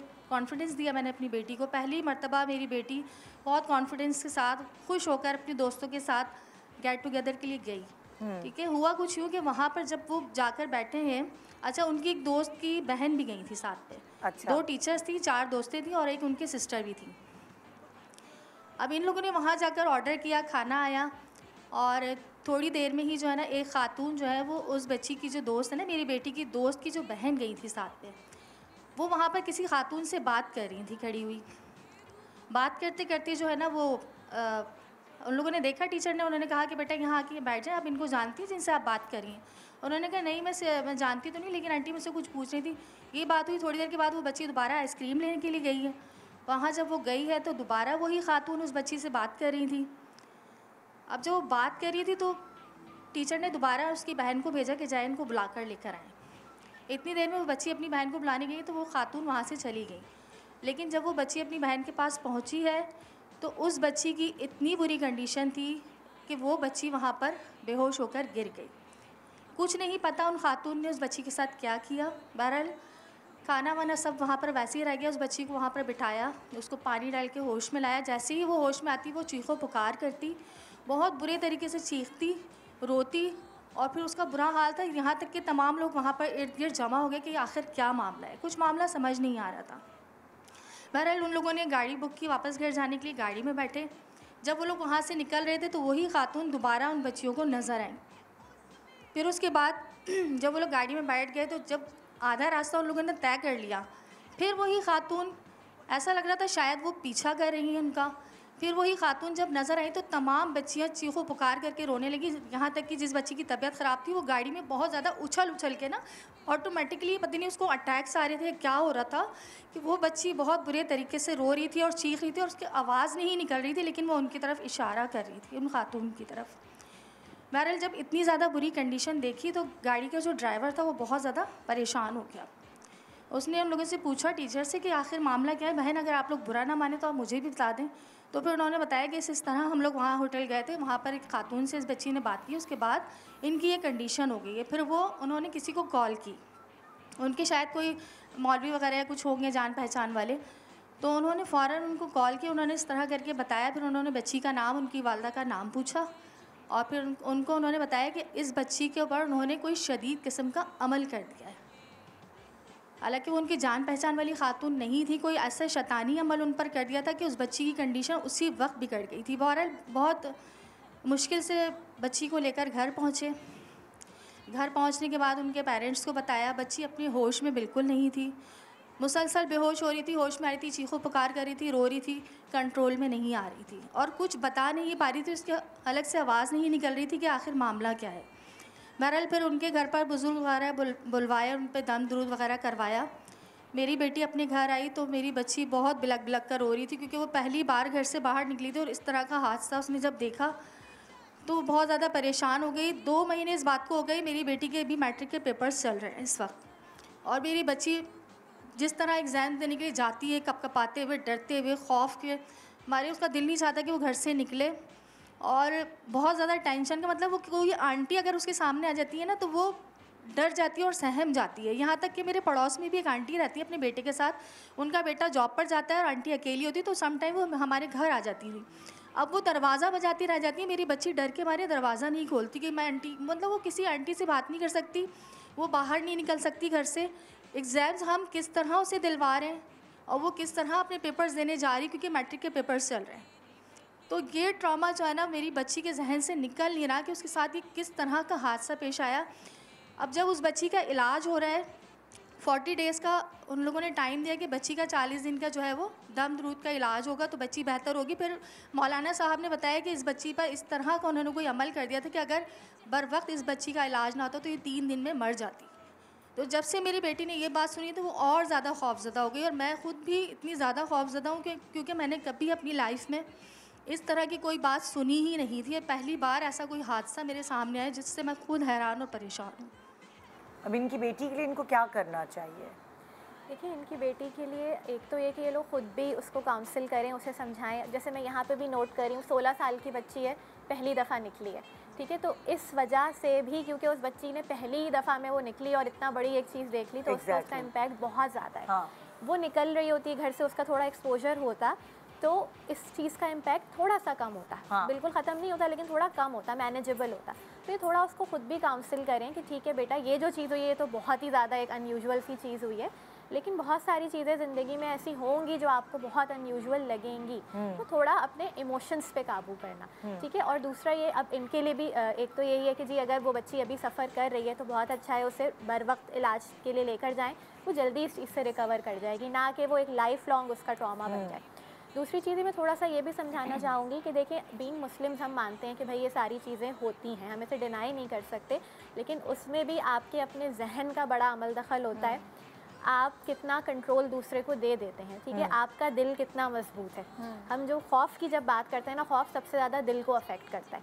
आपका दिल अगर मजबूत है, अब मजबूती का मतलब ये है कि अगर आपकी एनर्जी पॉजिटिव है, हम ये भी कह सकते हैं, अगर आप इस तरह की, हम ये रिलीजियसली भी कर सकते हैं कि भाई अपने आप को हिसार में रखते हैं, या फिर इस तरह से ख़ुद को इमेजिन करना। आप इमेजिन आप किसी भी उसमें कर सकते हैं। लेट्स से मैं एक वाइट लाइट के हिसार में हूँ अफसर, तो अब वो वाइट लाइट मेरे लिए मेरी प्रोटेक्शन है। तो आप खुद इस तरह की चीज़ों के अगर नमाजें भी पढ़ते हैं और उसमें दुआ करते हैं अपने लिए, अपनी औलाद के लिए, तो वो बहुत एक हमें ऑटोमेटिकली हमें प्रोटेक्शन लेयर जो हमारे इर्द-गिर्द बना देती है। एग्जैक्टली, ठीक है। तो वो आपको ऐसी चीज़ों से प्रोटेक्ट करता है। ये जो आपकी एनर्जी होती है, आपके दिल की मजबूती होती है, ये आपको बहुत हद तक एक आपको सेटिस्फेक्शन होती है कि भाई आपने अल्लाह से दुआ की हुई है, इंशाल्लाह कुछ नहीं होगा। एग्जैक्टली। तो इसमें देखिए, जो अमल है वो उसका अपना एक इम्पैक्ट होगा, लेकिन बहुत ज़्यादा फिर वो 10 फोल्ड्स इम्पैक्ट हो जाता है, बढ़ जाता है, अगर आप उसके आगे जहनी तौर पे भी सबमिट कर देते हैं कि जी मुझे तो कुछ हो गया है और अब मैं उससे नहीं निकल सकती।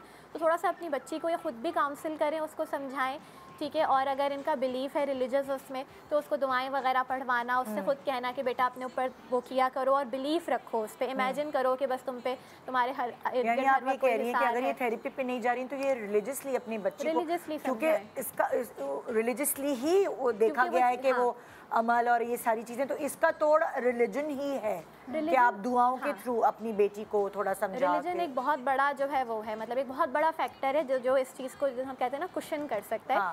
लेकिन अगर इसको ट्रीटमेंट भी दिलवाएं तो ये होगा कि हर तरफ से सोने पे सुहागा होगा कि जी हर तरफ से आप उसको उस प्रॉब्लम को टारगेट कर रहे हैं और पूरी तरह से उसको ट्रीट कर रहे हैं। तुम लोग कुछ कहना चाहते हो? अच्छा, मैंने ना एक चीज़ नोटिस की है कि अक्सर जो छोटे बच्चे भी होते हैं, कभी उनके साथ कुछ भी बुरा इस तरह का हो जाता है बाहर, या जैसे मेरे साथ भी हुआ था एक बार। मेरे अब्बू जो है वो मुझे बस में लेके जा रहे थे और मेरा कोई ब्लड टेस्ट था या कुछ था कराना था, और वो बस से उतरे और बस वाले ने ना, बस कंडक्टर ने गाड़ी चला दी और मैं 2 या 3 साल की बच्ची थी और मैं बस के जो स्टेप है उसके ऊपर थी और वो बस चल गई और वो सड़क पे भाग रहे थे मुझे उठाने के लिए, और वो मेरी लाइफ का एक बहुत बड़ा ट्रॉमा था जो मैंने अब बड़े होके उसको हील किया है। और तुम्हें किसने बताया? तुम्हारी अम्मी ने बताया कि ऐसा हुआ? मुझे याद था और मुझे हॉन्ट करता था कि ये मेरे साथ उस वजह से मैं खैर बस में बाद में जाना कभी हुआ नहीं तो, लेकिन फिर भी मुझे बस से बहुत डर लगता था, मुझे पब्लिक ट्रांसपोर्ट से बहुत डर लगता है, मुझे ड्राइव करते हुए अगर बस कहीं करीब आ रही है उससे मुझे डर लगता था। तो अच्छा हुआ क्या, मैंने फिर अम्मी से जाके पूछा कि जब ये थेरेपी वगैरह हुई, मेडिटेशन मैंने की, मुझे वो मेमोरी बार याद है। मैंने कहा अम्मी तो बचपन में ऐसा हुआ था या मुझे कुछ ऐसी खुद ही से लगता है? अम्मी ने कहा हाँ ऐसा हुआ था, पापा घर आके बहुत नाराज़ हुए थे कि इस तरह से बस ड्राइवर ने जो है वो गाड़ी इतनी स्पीड में चला दी थी और तुम बस में छोटी बच्ची फंस गई थी, राइट। तो अच्छा उसका क्या है कि अब जैसे इस बच्ची के साथ भी है, पेरेंट्स क्या करेंगे, आपस में बात कर लेंगे, बड़ों से बात कर लेंगे कि ये देखो क्या हो गया हमारी बच्ची के साथ, वो परेशान हो रही है अपनी बच्ची के लिए, वो इधर शो में आके बात कर रही है। मुझे नहीं पता कि उन्होंने अपनी बेटी को इस तरह सामने बिठा के क्या उससे बात की है कि उसको कैसा फील होता है, उसके क्या फियर्स हैं, अम्मी के क्या फियर्स हैं, बच्चे के क्या फियर्स हैं। अगर आप जब भी किसी भी आपके बच्चे के साथ ऐसा कुछ हो, कुछ भी छोटी मोटी, कभी कभी इवन एक चोट भी लग जाए या कोई आग से कोई हाथ जल जाए, कुछ भी ऐसा हो जाए, बच्चे को बिठा के अगर आप उसी टाइम पे और कुछ अगले हफ्तों में उस बारे में उससे बात कर लेंगे तो वो उसकी पूरी लाइफ का ट्रॉमा नहीं रहेगा। लेकिन हम क्या करते हैं, हम फ़ोन उठा के बहन को बता के अपनी तो फीलिंग्स आपने शेयर कर ली, अपना जो कैथारसिस है वो कर लिया, बच्चे का बाहर नहीं किया। बच्चे का करना बहुत ज़रूरी है क्योंकि हम समझते हैं बच्चों की फीलिंग्स ही नहीं है, या बच्चा तो ये तो छोटा है, इसको तो समझ ही नहीं आई, ये तो छोटा है। हर बच्चे को फील होता है, अब रियलाइज ही नहीं करते, और वो बच्चा क्योंकि छोटा होता है, क्योंकि वो सही से फील नहीं कर वो सकता, बता नहीं पाता ना, कम्युनिकेट नहीं कर पाता, लाइफ कन्वे नहीं कर पाता, वो उसके अंदर कहीं बच्चा क्या एक्सप्लेन करे कि मैं बस में था, अब तो मैं घर आ गया हूँ। पेरेंट्स तो ये कहेंगे अगर बात हुई होगी उस टाइम पे कि अब तो हमारे पास हो, अब तो बस पे नहीं हो। अब देखो जैसे लाइक मैंने प्रोग्राम के शुरू में जिक्र किया था कि मेरा बेटा जो है वो हमारे बीच में इसलिए सोता है और उसका एक बहाना समझ लो या क्या, वो कहता है कि मुझे डर लगता है, स्लीप पैरालिसिस से मुझे डर लगता है। तो वो उसको पता है, उसके स्कूल में उसको ये समझाया जाता है कि तुमने अपनी फीलिंग्स का इजहार करना है। सो वो खुले में, हो सकता है मैं उसकी जगह होती तो मैं नहीं करती अम्मी अब्बू से इजहार, मगर वो क्लियरली बोलता है कि भाई मुझे ये ऐसे चीज़ का डर है इसलिए मैं आप लोगों के साथ सो रहा हूँ। मतलब मैं उसे कभी शर्मिंदा करती हूँ ना तो वो ये मुझे जवाब देता है, क्योंकि उसको स्कूल में ये बताया जा रहा है कि जो भी तुम्हारी फीलिंग्स हैं उनसे तुम वाकिफ़ कराओ टीचर्स को या अपने पेरेंट्स को, और तो उसको सिखाते हैं स्कूल में ये कि वो उसको फीलिंग्स के बीच में डिफ्रेंशिएट करना आए एक छोटी सी उम्र से। सो तरबियत या पढ़ाई खाली ये नहीं होती कि आपने जो स्कूल में सिलेबस है वो पढ़ा दिया, ये भी होती है हमें बचपन में पता ही नहीं होता कि हम इसको बताएं कैसे अपने माँ बाप को और ये फीलिंग है क्या। तो जब आप बचपन में बच्चे को ये बता दें कि ये सैड है, ये इमोशनल है, ये हाइपर है, ये तुम्हारा एक्सप्रेशन ये है, जो तुम कम्युनिकेट करो किसी बड़े को कि अंदर तुम्हारे दिल में ये चल रहा है। एक छोटे से ब्रेक के बाद रहिए हमारे साथ।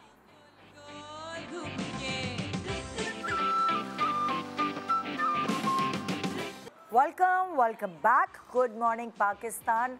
आज हम सब मिलकर डर, खौफ, फियर, जो भी ज़िंदगी में जिसको भी है उसके ऊपर बात कर रहे हैं, अपने डर भी आपसे शेयर कर रहे हैं और बेसिकली थोड़ा बहुत चीज़ें, गाइडलाइंस एक दूसरे को ही मदद कर रहे हैं कि किस तरह आप उस डर को ओवरकम कर सकते हैं। सो तुम कुछ बात करी थी जो मैंने कट की थी और ब्रेक पे गई थी या हम भूल गए? नहीं, आगे बढ़ जाए। ओके, हिना हमारे साथ है और हिना को किस चीज़ का डर और खौफ है आइए जानते हैं। जी हिना। अस्सलाम वालेकुम। वालेकुम अस्सलाम। नीता, मेरी शादी को भी 2-3 महीने रह गए थे तो मेरे वालिद साहब का इंतकाल हो गया, अचानक अटैक हुआ। तो उसके बाद मैंने ना शादी नहीं करी। मेरी छोटे बहन भाई हैं, माशाल्लाह हम लोग 8 बहन भाई हैं, सबकी मैंने शादी करी है। और अब मैं और मेरी एक बहन अम्मी के साथ रहते हैं। बस मुझे हर वक्त ये डर होता है अपनी अम्मी का, क्योंकि मेरी अम्मी की हालत अभी सही नहीं है।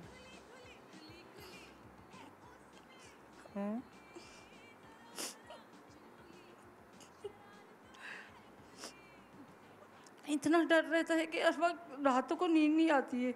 ज़रा सा भी अम्मी करवट बदले तो हम लोग देख रहे होते, कहीं ज़रा सा आगे पीछे निकल के जाएं, हर वक्त डर होता है कि अम्मी, क्योंकि अम्मी से हर बात शेयर करते हैं, सारी बहनें इकट्ठा हो जाती हैं। कभी अम्मी के पाँव पे लेट रहे हैं, कभी अम्मी के पेट पे लेट रहे हैं।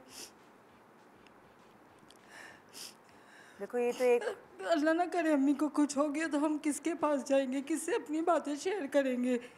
हम बिल्कुल अकेले हो जाएंगे, हम सारी बहनें। मुझे हर वक्त डर लग रहा था। मैं अल्लाह से दुआ मांगती कि अल्लाह मेरी अम्मी को सही कर दे, मेरी अम्मी की तबीयत सही कर दे। उनके अलावा हमारा कोई भी नहीं है यहाँ पे, क्योंकि वालिद साहब को तो हमने पहले खो दिया। अब देखो हमारे पेरेंट्स, हमारे माँ बाप, चाहे हम उनसे कितना भी प्यार करें, उनके ऊपर कितने भी डिपेंडेंट हो, ये तो एक फ़िनोमेना है ज़िंदगी का और इसे हम सब ने बेयर करना है। ये हकीकत ऐसी है जिसको बदला नहीं जा सकता। हम चाहे कुछ भी कर लें, कितने ही अमीर बन जाएं, कितने कामयाब बन जाएं, हम रोक नहीं सकते। वो कुदरत का निज़ाम है कि उन्होंने चले जाना है।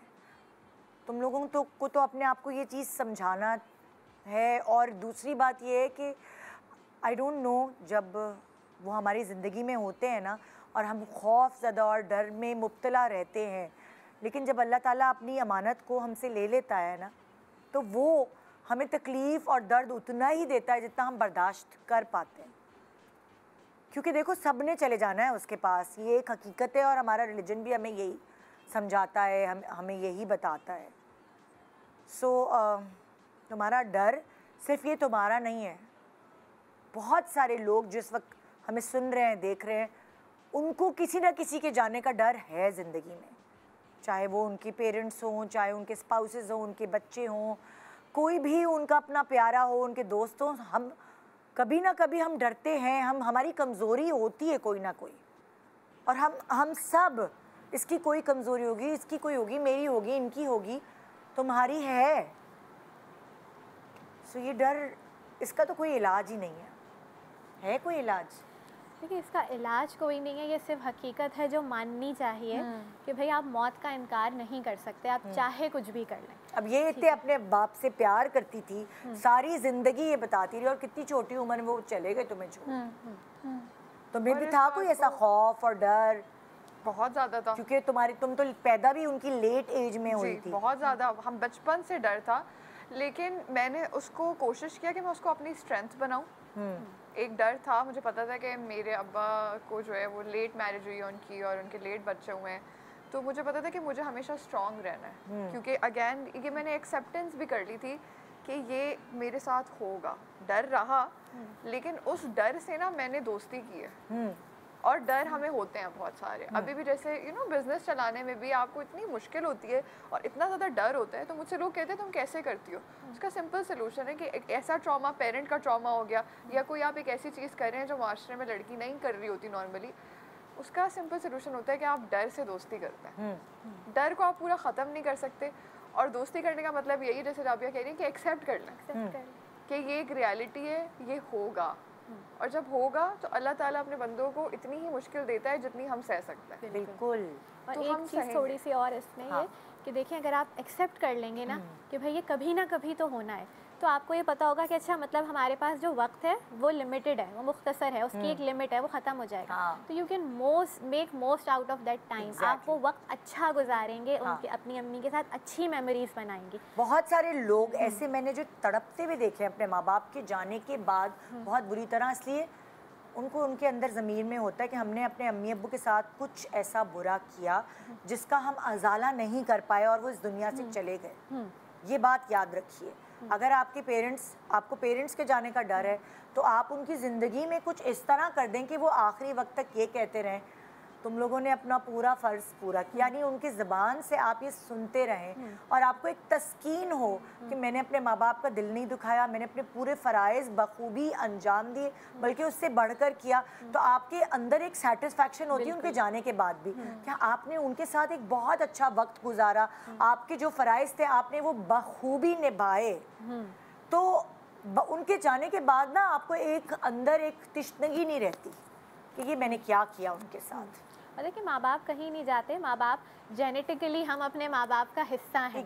तो वो हमारे साथ एग्जिस्ट करते हैं। अगर आप ये भी रखें ना जहन में कि भाई वो फिजिकली तो चले गए हैं मगर मेरे अंदर मौजूद हैं और मेरे थ्रू जी रहे हैं, तो आप खुद अच्छे काम करेंगे, आप लोगों के काम आएंगे, आपकी हर उस चीज़ का सवाब जो है, कहते हैं औलाद सबसे बड़ा सदका जारी है, नेक औलाद, तो आपकी वो हर चीज़ का सवाब आपके माँ बाप को पहुँचेगा। वो लिंक तो कभी ख़त्म हो ही नहीं सकता। वो सिर्फ और सिर्फ फिजिकली आपके सामने मौजूद नहीं होते। तो इस टाइम को आप अच्छी मेमोरीज बनाने में स्पेंड करें। ये खौफ क्या कर रहा है, खौफ में मुब्तला रह के आप वो जो अच्छा टाइम जो आप गुजार सकते हैं अम्मी के साथ, आप वो नहीं गुजार पा रहे। पता है क्या, आपको कभी कभार आप देखते हैं आपकी वालिदा बहुत स्ट्रॉन्ग है, वो हर चीज़ में आगे आ गए हैं, फिर उसके बाद वो बेड रिडन हो जाती हैं और फिर आप उनकी स्ट्रेंथ बन जाते हैं, वो आपके बगैर चल नहीं पाती। सो आप ये कह रही हैं कि जब वो चली जाएंगी तो क्या होगा, वो आप पे रिलाई करती हैं अभी। अब अगर वो बीमार हैं तो वो आपके ऊपर डिपेंड करती हैं। अब आपकी डिपेंडेंसी उनके ऊपर इतनी है सिर्फ कि वो दुआएं देती हैं। एक टाइम आता है ज़िंदगी में जब आपको ये लगता है कि अब वो दुआएं देने वाला नहीं रहेगा, है ना? कुछ कहना चाहोगे तुम लोग? Thank you so much. बस कोशिश करें अपने दर्द को ओवरकम करने की, क्योंकि इससे ज़्यादा हम आपको कुछ गाइडलाइंस नहीं दे सकते। ये एक ऐसी चीज़ है जो सबके साथ होनी है। अब मेरे साथ यहाँ मौजूद है सफ़िया। जी सफ़िया, अस्सलाम वालेकुम। अस्सलाम वालेकुम। निदा मैं आपको अपनी पर्सनल स्टोरी बताऊँ। ये वाक़या हमारे साथ 4-4.5 साल पहले हुआ। मेरे हस्बैंड को सौदा वगैरह लेने गए थे तो लेट हो गए, तकरीबन 11:30 पौने 12 बजे का टाइम था। मेरे दोनों छोटे बच्चे थे, वो सो गए थे, मैं भी तकरीबन टायर्ड थी। ऐसी दरवाज़ा बजा ना, मुझसे गलती ये हुई कि मैंने पूछा नहीं और एकदम दरवाज़ा खोल दिया। तो दरवाज़ा खोलते ही 3-4 लड़के थे, उन्होंने मुझे धक्का दिया और गन पॉइंट पे अंदर देकर आ गए। वो घर में आ गए, मैं थी और मेरे दोनों बच्चे थे। उन्होंने मुझे एक साइड पे बिठा दिया और घर में तलाशी वगैरह सब लेने लगे। अच्छा, वो मेरे कमरे में गए तो मेरा बेटा जो है वो उस टाइम 5.5 साल का था। वो एकदम शोर की आवाज़ सुन के ना, चीज़ें वीज़ें गिरने की आवाज़ सुन के एकदम उठा। उसने जब इतने सारे लोगों को और वो भी गन के साथ देखा, वो एकदम घबरा गया और चीखने लगा। उनमें से एक लड़के ने एकदम पिस्टल जो है वो उसके मुंह में डाल दी बच्चे के और उसको गन पॉइंट पे ले लिया। तो वो देख के मैं भी चीखने लगी और मैं रोने लगी कि आप बच्चे को तो छोड़ दें, आप बच्चे को तो छोड़ दें। इसी बीच में मेरे हस्बैंड बाहर आ गए थे। उन्होंने जब शोर की आवाज़ सुनी तो वो अंदर नहीं आए, उन्होंने बाहर से ही पुलिस को कॉल की।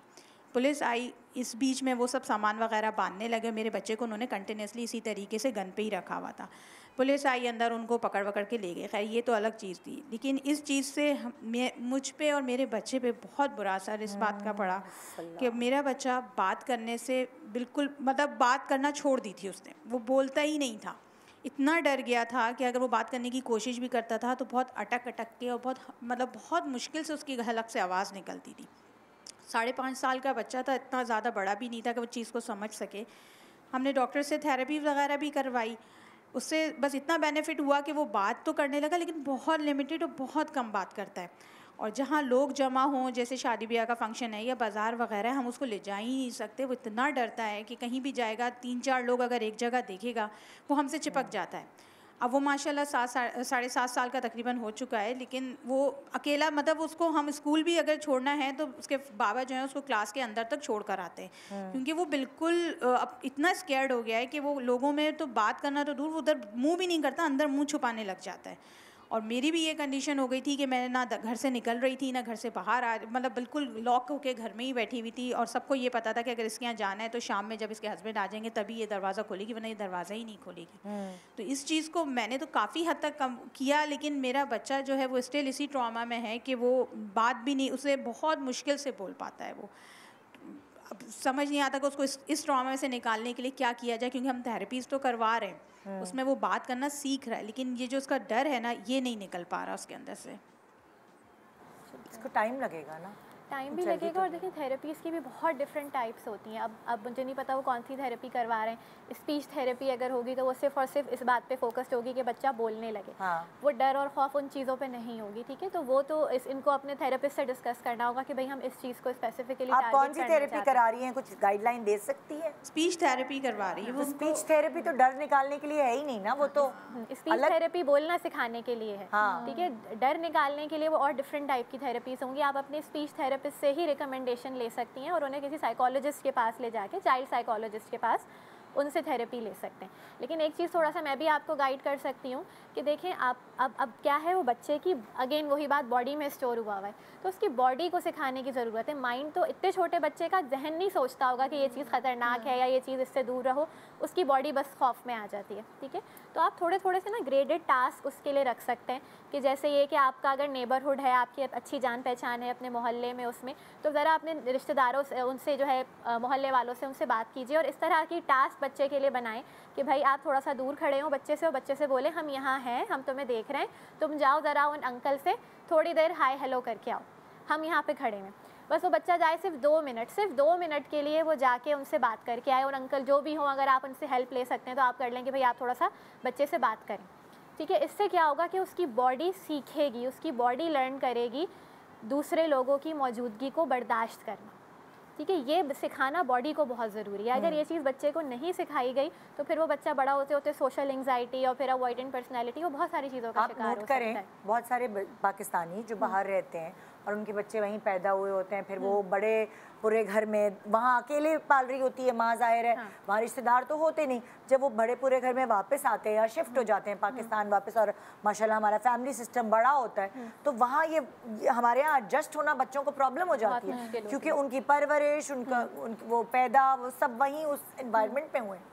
और यहाँ अब बहुत सारे लोगों को डिपोर्ट किया जा रहा है अमेरिका से, जिन्होंने अपनी आधी से ज़्यादा ज़िंदगियाँ उधर गुजारी हैं। तो उनके लिए दोबारा अपनी ज़िंदगी ज़ीरो से शुरू करना, और चाहे वो इंडिया हो, पाकिस्तान हो या कोई भी ऐसा मुल्क हो, वो बहुत मुश्किल है, क्योंकि वो तो उनके बच्चे तो वहीं स्कूल गए हैं, वहीं खेले कूदे हैं। अब उनको यहाँ इस एनवायरनमेंट में दोबारा एडजस्ट होने में मुश्किल होती है। इसीलिए होती है। बॉडी आपकी, एंग्जाइटी का मतलब ये है कि आप किसी ऐसी सिचुएशन में हैं जो आपके लिए बिल्कुल अनफेमिलियर है, आपको उससे डील करना नहीं आता, ठीक है। अब ये बच्चा, अगर आप इसको अगेन वो करेंगे कि भाई ये लोगों से नहीं मिल रहा, तो माँ बाप हर वक्त अपने साथ रखेंगे, उसकी बॉडी सीखेगी ही नहीं कि लोगों की मौजूदगी को कैसे बर्दाश्त करना है। वो जहाँ 2-3 लोगों में होगा, वो बॉडी इतना बीमार फील करेगी कि वो वहाँ से भागना चाहेगा। तो ये छोटी छोटी सी एक्सरसाइजेस करें, फिर थोड़ा सा टाइम बढ़ाएं, थोड़ा सा बच्चे से अपना फिजिकल डिस्टेंस इंक्रीज़ करें, ठीक है। और जिन लोगों से आप हेल्प ले रहे हैं, अगर आप डिस्कस कर लें अपने रिश्तेदारों से भी, मोहल्ले वालों से भी, तो उन्हें थोड़ा सा बच्चे को इंगेज करें, ठीक है। थोड़ा बहुत फिजिकल टच, किसी उसका नहीं, लेकिन जैसे उंगली पकड़ लेना, ठीक है, या हल्का सा वो कि जी वो बच्चा जो है बर्दाश्त करना सीखे, यूज्ड टू हो। और फिर बाकी ये कि आप अपने स्पीच थेरेपिस्ट से रिकमेंडेशन लें कि उसको थोड़ी ज़रूरत है आर्ट थेरेपी, प्ले थेरेपी के थ्रू उसका ये खौफ निकाला जाए बच्चे। थैंक यू सो मच आप लोगों का शो पे आने का। तुम तो आज तो तुम बहुत कम बोली, बिस्मिल में तो बहुत बोल रही थी, है ना। अभी सीख रही हो, एक्सपर्ट्स बैठे हैं। हाँ, अभी मशवरे देने के बजाय ये खुद सीख रही थी कि क्या हो, है ना। चलो अगले प्रोग्राम तक पक्की हो जाओगी तो हम तुम्हें ट्रेन कर देंगे। तो एक छोटे सा ब्रेक ले रहे हैं, ब्रेक के बाद आप देखेंगे गुड मॉर्निंग पाकिस्तान कंटिन्यू रहेगा, लेकिन ये लोग नहीं होंगे। Thank you so much. And ये जोड़ा मुझे पहनना है शो पे। कोमल भाई, कोमल गुड मॉर्निंग।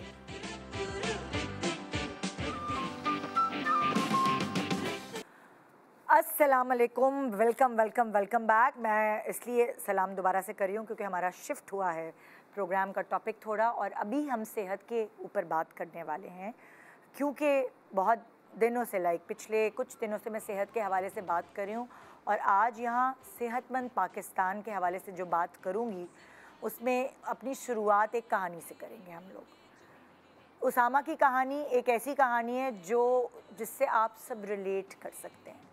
उसामा एक IT प्रोफेशनल जो कि 32 साल का है, और आप लोगों की तरह, हम सब की तरह काम में मगन, हर वक्त लैपटॉप के सामने, डेडलाइंस को मीट करना, कुछ होश नहीं अलावा अपनी प्रोफेशनल लाइफ के, ना खाने पीने का ध्यान, ना उसको ये पता है कि कितनी नींद लेनी है, उसके लिए क्या ज़रूरी है, उसको जवानी के जोश में और कुछ बनने की आगे बढ़ने की लगन ने उसको अपने आप को इग्नोरेंस में डाल दिया कि उसको सेहत, खाना पीना, इन सब चीज़ों का भी ख्याल रखना है। और ना हेल्दी खाना, ना अपने वक्तन फ़वक्तन चेकअप्स कराना और ये जानना कि जो अंदर उसकी बॉडी में चल रहा है या जो उसको छोटे छोटे दर्द, थकन, चक्कर ये सब आ रहे हैं, ये एक इंडिकेशन है किसी ना किसी चीज़ की अलामत का। मगर उसको इग्नोरेंस पर डालना, सेल्फ मेडिकेशन करके अपने दर्दों को सप्रेस करना और उसके बाद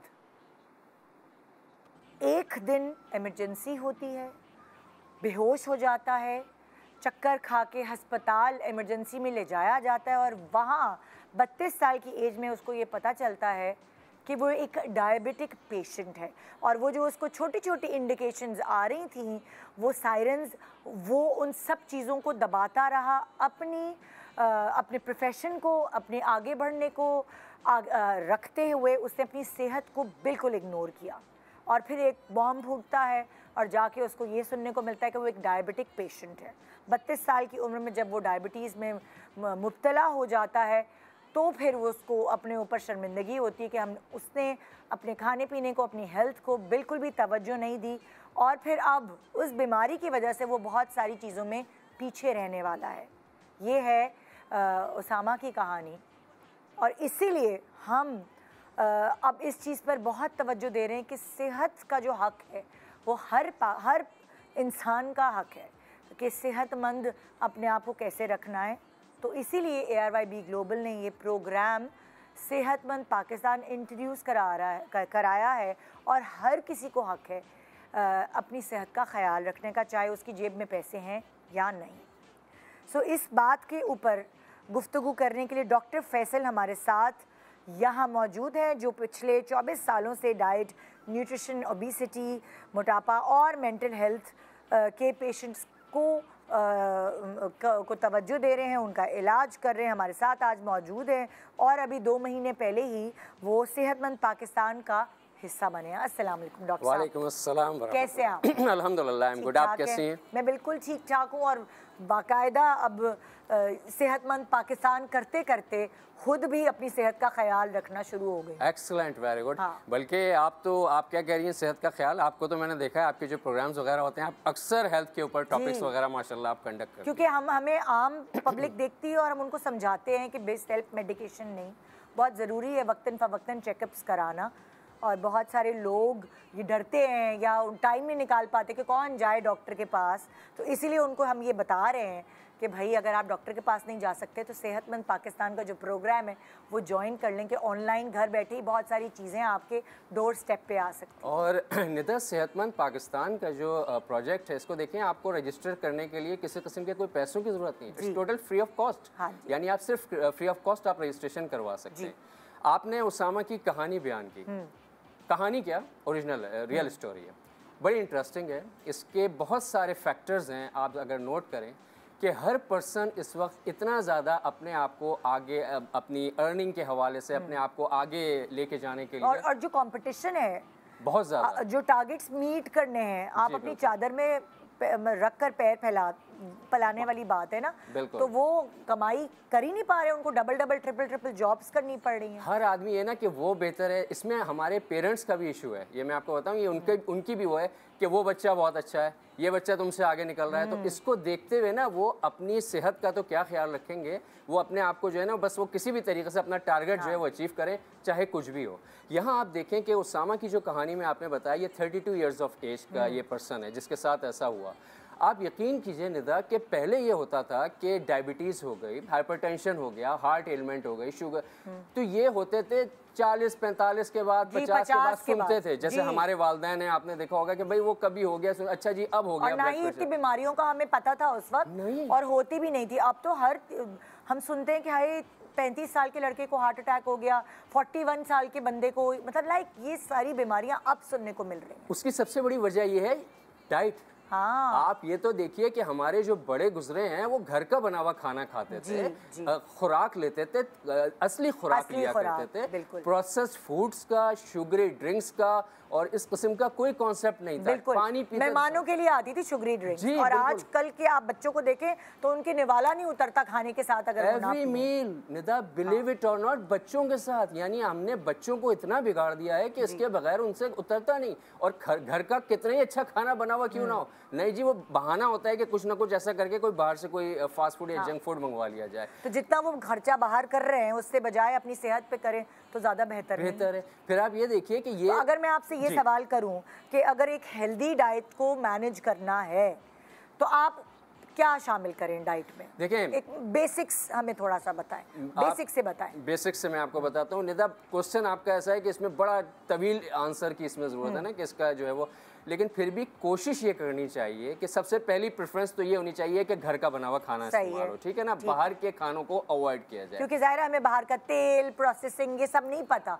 घर में कम से कम आपको ये पता, आपकी अम्मी, अब्बू या घर का कोई भी जो शख्स है पकाने वाला, वो ये तो नहीं करेगा ना कि गंदा तेल डाल देगा। बिल्कुल, ये तो नहीं करेगा ना कि पुरानी रखी हुई मुर्गी डाल देगा या गोश्त या सब्जी बासी का इस्तेमाल करेगा। बिल्कुल ऐसे ही।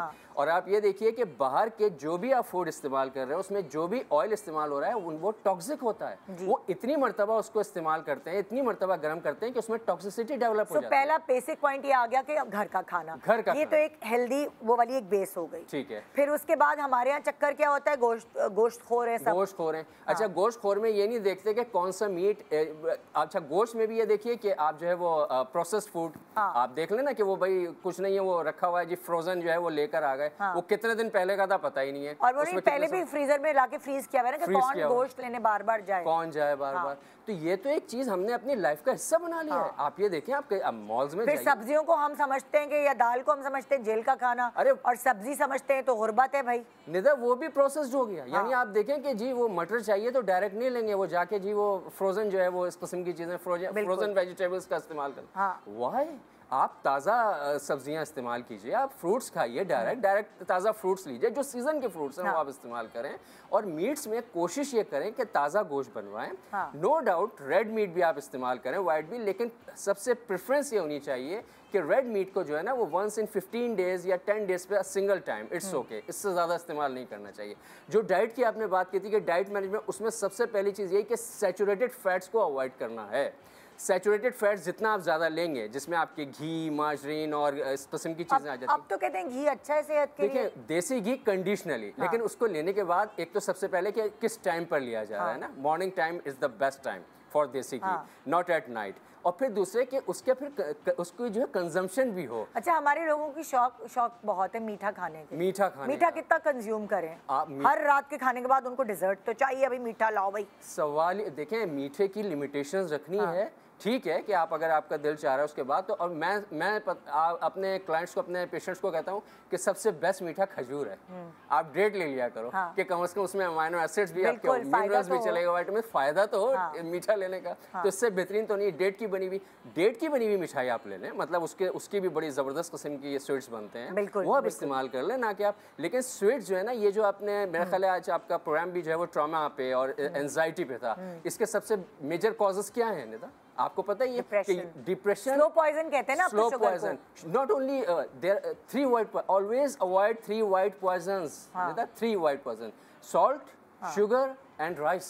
जो ओबेसिटी है जी, वो कौन सी बीमारियों को अपने तरफ अट्रैक्ट करती है, ये मुझे बताएं। कोई एक हो तो मैं आपको बताऊं। Obesity is basically a metabolic syndrome. Syndrome means a combination of multiple diseases, जिसको ओबेसिटी हो गई और जिसका इंडेक्स 27 किलोग्राम पर मीटर स्क्वायर से अपसाइड पर चला गया। अब समझ लेंगे डेंजर जोन में मौजूद है, यानी डेंजर जोन में। इसको हाई ब्लड प्रेशर भी होगा, इसको जैसे उसामा का देखें, उन्होंने केयर नहीं की, अब उनका वेट कहाँ से कहाँ पहुँच गया, उनका HbA1c 15 अब, यानी आप नोट तो करें कि कहाँ पहुँचा हुआ है। लाइक दैट, बिल्कुल इसी तरीके से कि इसमें मल्टीपल प्रॉब्लम्स, यहाँ तक कि आजकल आप ये देखिए कि क्योंकि हम ये खाने बाहर के और इस किस्म की चीज़ें जिसको हम बिल्कुल अवॉइड नहीं कर रहे हैं, अभी भी जाएंगे तो किसी मॉल से हम इसी मेगा सेंटर इस किस्म की चीज़ें ले लेंगे, इसी की वजह से बच्चे आजकल एग्रेसिव हुए हैं, स्ट्रेस का हाइपर हुए हैं। आपने नोट किया होगा। ये बताइए कि जो फिजिकल एक्टिविटीज हैं, जी, वो एक ज़माने में तो बहुत होता था, यहाँ से वहाँ तक पैदल जा रहे हैं, इतना ज़्यादा गाड़ियाँ और बाइक्स इनका कोई रिवाज नहीं था, तो वही वाली बात, बीमारियाँ कम थी, लेकिन फिजिकल एक्टिविटीज़ कितनी ज़रूरी हैं अपनी ज़िंदगी में आजकल। निदा, ये समझ लीजिए कि अगर आप अपने आप को 24 घंटे में से आधा घंटा भी नहीं दे सकते ना, तो फिर आपको बी फ्रेंकली वही बात के जीने का ही बात नहीं, कि आप अपनी बॉडी को, अपने जिस्म को, body is the only place where you live. Exactly, और सारी चीज़ें कनेक्टेड हैं उसके साथ। आप यही एक है, इसके अलावा आप कहीं रह नहीं सकते ना। तो ये आपकी बॉडी है ना, जहाँ आपको रहना है, तो जब आपको वहाँ रहना है तो उसकी आप केयर नहीं करें, तो अगर ये गई तो आप गए। अच्छा, साफ सी बात है कि ज़ाहिर है इस छोटे से टाइम में इतनी सारी इन्फॉर्मेशन जो डॉक्टर फैसल के पास है वो आप तक नहीं पहुंच सकती। अगर आप चाहते हैं इनसे कंसर्न करना तो 1 घंटे, इस प्रोग्राम के ख़त्म होने के 1 घंटे तक आप जा सकते हैं ARYB ग्लोबल सेहतमंद पाकिस्तान के प्लेटफॉर्म पर, और वहाँ इनसे सवालात कर सकते हैं। नंबर स्क्रीन पे चल रहे हैं। आप कैसे हिस्सा बन सकते हैं सेहतमंद पाकिस्तान का, मैं आपको यहाँ बैंड पे भी आ रही है वेबसाइट, वैसे मैं भी आपको बता दूँ www.ARYBglobal.com। यहाँ इस वेबसाइट पे जाके ख़ुद को रजिस्टर कराएं, सेहतमंद पाकिस्तान का हिस्सा बने, और फिर इस तरह आप अपने सारे सवालात डॉक्टर फैसल से हमारे शो के 1 घंटे, मतलब लाइक शो के ख़त्म होने के 1 घंटे तक आप इनसे कर सकते हैं अगर आप कोई भी चीज़ जानना चाहते हैं सेहत के हवाले से। ARYB ग्लोबल में सिर्फ सेहतमंद पाकिस्तान ही नहीं बल्कि और भी बहुत सारे जो प्रोग्राम्स हैं वो अवेलेबल हैं। एजुकेशनल स्टेबिलिटी, फाइनेंशियल स्टेबिलिटी, और ये एक तरह की ज़िंदगी की इंश्योरेंस होगी आपकी जब आप सहूलत वॉलेट का हिस्सा बन जाएंगे। आहिस्ता आहिस्ता हम इसकी इन्फॉर्मेशन आप तक पहुंचाते रहेंगे और आपको समझाते रहेंगे कि अब आपने अपनी ज़िंदगी को कैसे लेके चलना है। गुड मॉर्निंग पाकिस्तान एंड खुदा हाफिज़।